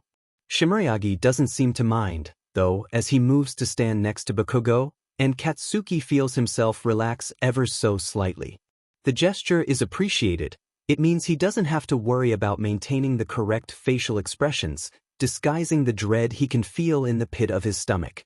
You'll do fine, Kronos announces, and somehow it helps calm the worst of Katsuki's fears. You're not wearing the gauntlets, so even if you have an accident, no one will be seriously hurt. Recovery girl will be on standby. You can go out there and just do your best, kid. Thanks, Katsuki manages. He doesn't think he's only grateful for that remark. He doesn't think he'd have made it past the first month if not for the young hero. Doesn't think he'd have made it through all the nightmares of wondering what would have happened if Midoriya had, if he hadn't. Are your parents watching? Yeah, Katsuki nods, grateful for the distraction. They took the day off. Said that I don't have to. Win. Good, Kronos grins. They're right. No one will be disappointed if you don't win, Bakugo. Just do your best. Do your best. Yes, Bakugo reminds himself. The therapist was right when she pointed out, he doesn't have to be the best. It's not the end of the world if he doesn't win, he just has to do his best.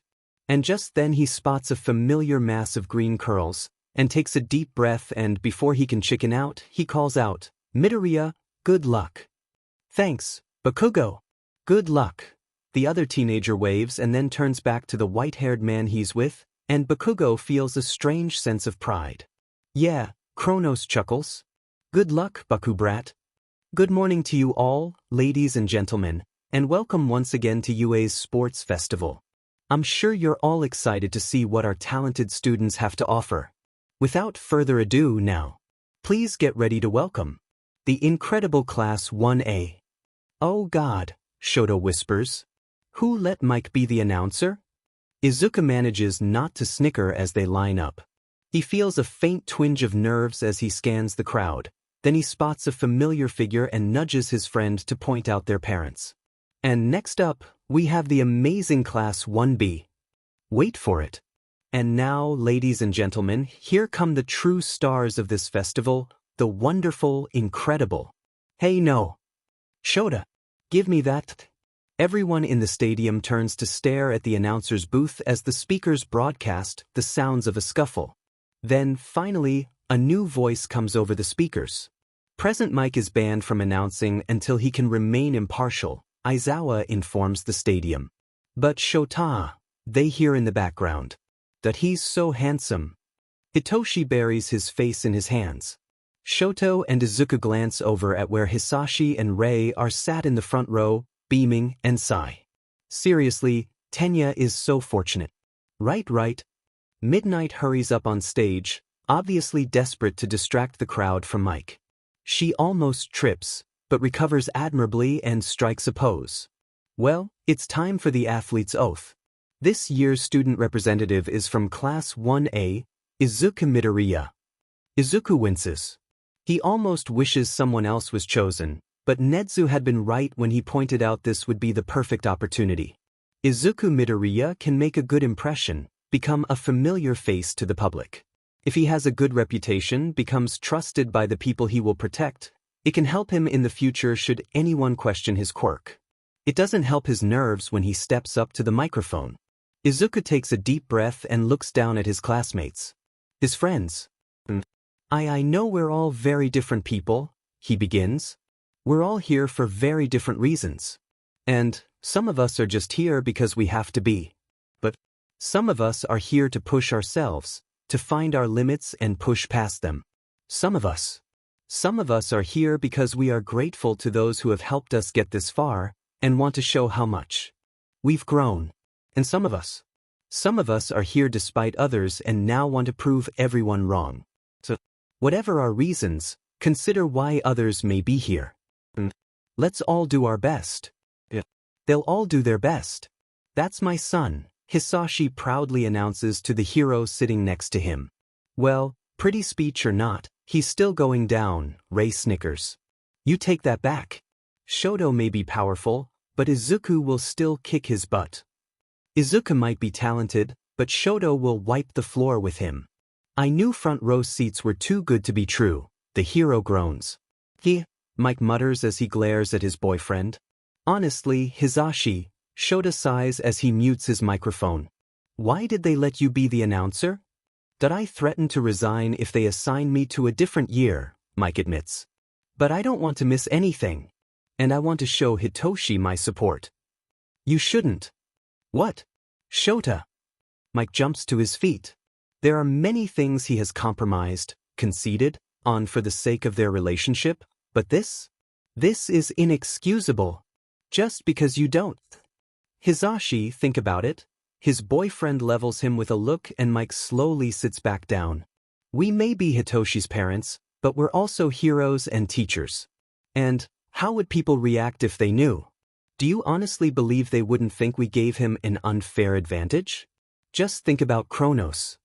Right? Mike winces as he remembers everything the gossip rags had to say about All Might's son.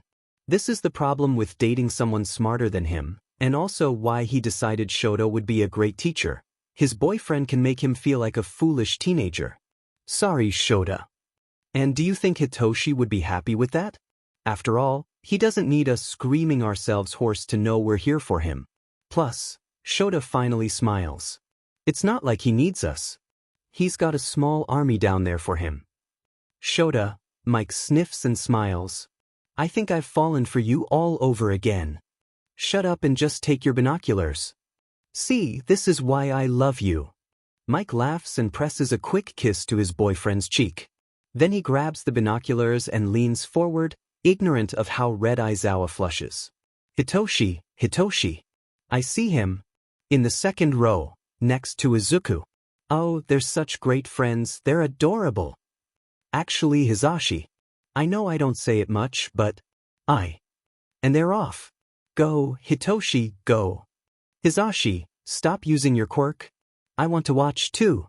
Mike reigns in his excitement.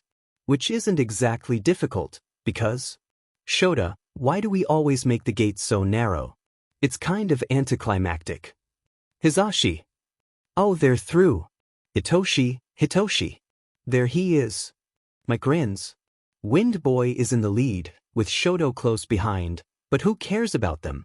At least half the competition has been immobilized by ice, but most if not all of 1A have managed to avoid being frozen, and, next to Izuku's green curls, is a familiar mop of uncontrollable purple fuzzes. Gliding across the ice. Good thing we took him ice skating. Oh, Tenya's just overtaken them. Hey, oh my god, Shota, the robots. The robots. Hisashi, you're being ridiculous, Aizawa groans, but Hisashi doesn't care. What if Hitoshi trips? What if he doesn't notice an incoming robot? Yes, but... Oh, that was close. Windy clears the robots. Smart thinking, Shoto, freezing it like that. And down it goes, and we might need to send someone to dig students out. Oh, good moves, Izuku. That was close. Looks like it's blocking him, what will? Holy crap, what was that? Looks like Izuku acquired a strength quirk, Shota remarks as Izuku lands on top of a robot and then jumps again, almost losing his footing as he lands. He takes off immediately, trying to catch up to his classmates, and doesn't even glance back as Hitoshi appears in a mass of black goo just behind him. Least he'll be fine on the ropes, Hisashi chuckles as his son goes sprawling. Hopefully the sports uniform will prevent him from scraping his knees. What the? Shota, he was on the gymnastics team.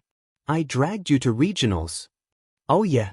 Sometimes I wonder why I love you, Mike mutters. He laughs when he spots Tenya zooming across the rope, looking like a total dweeb. Izuku is painstakingly crawling across. Hitoshi has only just reached the first crossing. Who's in the lead?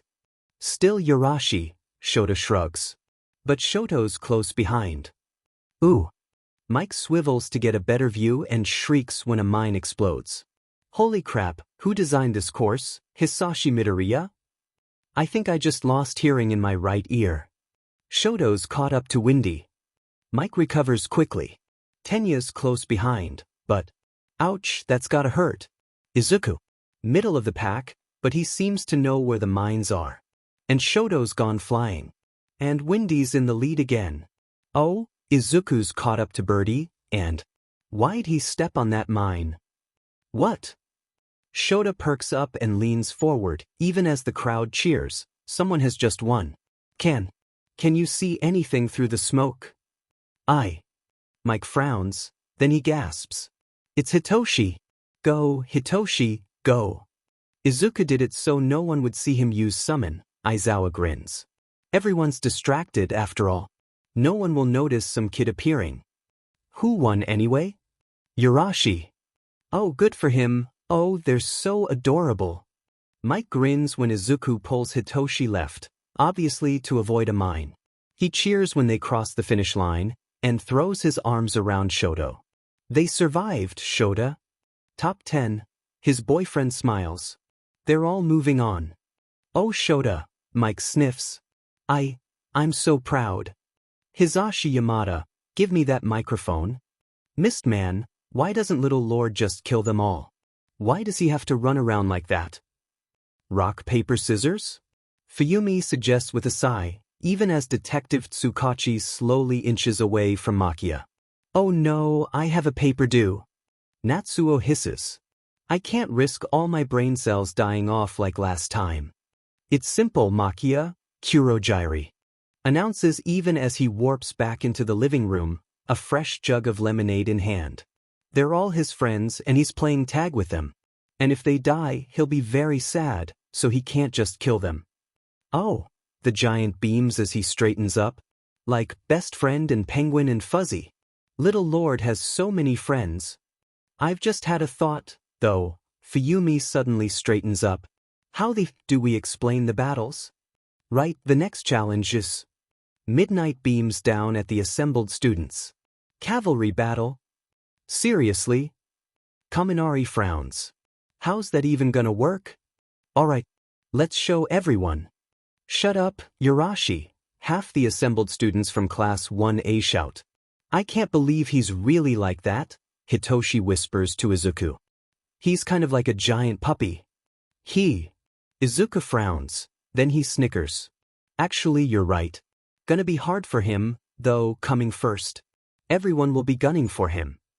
Sounds like the perfect opportunity for me. Hitoshi grins. TV Tokyo, here I come. Do you think? No, you've got a point. Izuku grins. Yurashi is competent enough he'll probably make it through, and if you're on a different team to the rest of us, no one can accuse you of cheating. Plus you're right about publicity. Hitoshi, you're a genius. Just don't go revealing your quirk. That I was just channeling my inner Mike, Hitoshi admits with a wince. Then he takes a deep breath. Hey big guy. Yo, Yurashi.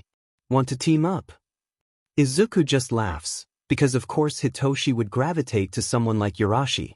Hitoshi is the only person he has ever met to enjoy situations after all. He glances around at the other students, who are quickly teaming up, and spots Tenya and Shoto grinning at each other. He could go join them or maybe. Oh, I know. Izuku grins. Bakugo, you wanna team up? Are you effing insane? Hey, cool idea, Midoriya. Kirishima grins as Izuku hurries over, completely ignoring the death glare Bakugo has turned on him. You can help us with that black goo quirk. Actually, I can also disable people's quirks, Izuku admits. Suddenly not teaming up with his friends is not seeming like such a great idea, if only because he does not have the time to go into all the specifics of All for One in the little time they have left. Look, don't ask me how, I really don't have time to explain, and I'm not as good or experienced as Eraserhead, but your quirk is seriously weird, you know that? Bakugo finally allows himself to be distracted from trying to set Kirishima on fire with his glare. Yeah, I've been told that. A lot, Izuku sighs. And that's even before going into all the other quirks he possesses. Apparently his dad always had a thing for unusual and unique quirks. Which, well, Izuku supposes that's something they have in common. He just wishes he didn't sometimes wonder about exactly where they came from. Oh hey Siro. Over here. Don't you want to be with your loser friends? Though. Hey, don't be a jerry man. Oh no. Izuku shakes his head and glances over to where Hitoshi is trying not to fall off Yurashi's shoulders. No, it's better like this. Bakugo, you be the rider. I can use summon to get you closer to the other team. Siro, you make sure he doesn't touch the ground. Kirishima, you're in the front. Midoriya, wouldn't it be safer for you to be the rider? Oh no. Izuku hesitates and then admits, again, I don't have time to explain, but I can't really use summon on myself right now. So, let's go. Plus Ultra. Hell yeah. Kirishima grins. Get on, Bakugo. We're winning this. You're both insane, Bakugo mutters, but he does climb on, and just in the nick of time. Alright, time's up. Midnight announces. Everyone get ready. 3.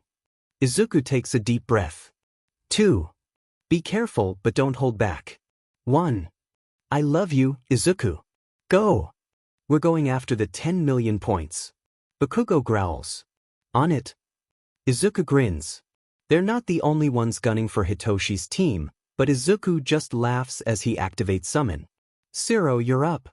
Bakugo appears several feet above the ground and immediately throws his hands back, using the momentum from the explosions to propel himself forward, Shiro snaps a length of tape towards him, ready to pull him back.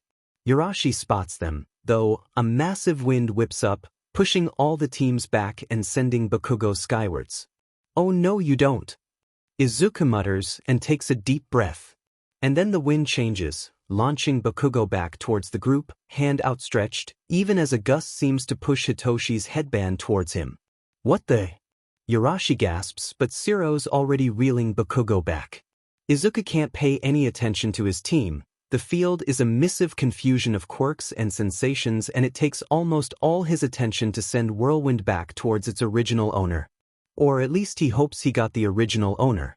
He'll have to check later. "They got our points." Bakugo growls as he settles back on their shoulders, already putting on the headband. Sure enough, Hitoshi is holding a strip of fabric, and Yurashi appears frozen in shock, even as a team from 1B is heading straight for them. Izuku just catches a glimpse of his friend smacking his classmate hard. Then Kirishima exclaims, and he drags his attention back to his own team. "What the?" Shiro yells as their feet are immobilized. Izuku scans the crowd. He doesn't have anything himself that would work, but if he can spot a Shido and just borrow. The other team almost collides with them, and Izuku has to focus to keep to his feet. They can't get away anymore, but maybe. "Not so strong, huh?"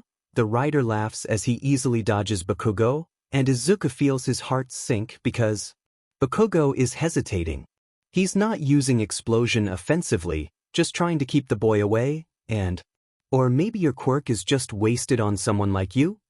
And then he activates his own explosion copy right in front of Bakugo's. Bakugo flinches back, and Izuku realizes he's probably only seconds away from a panic attack. And Izuku knows why, and Izuku just.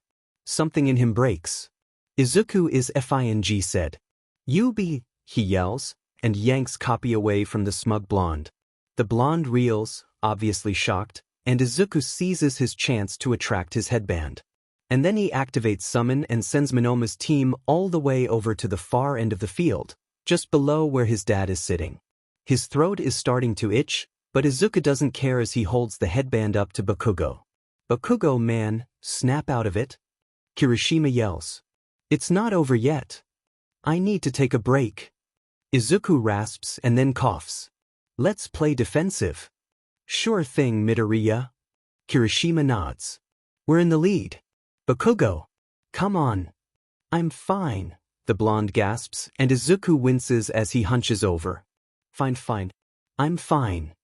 "Damn it," Izuku mutters as he surveys the field.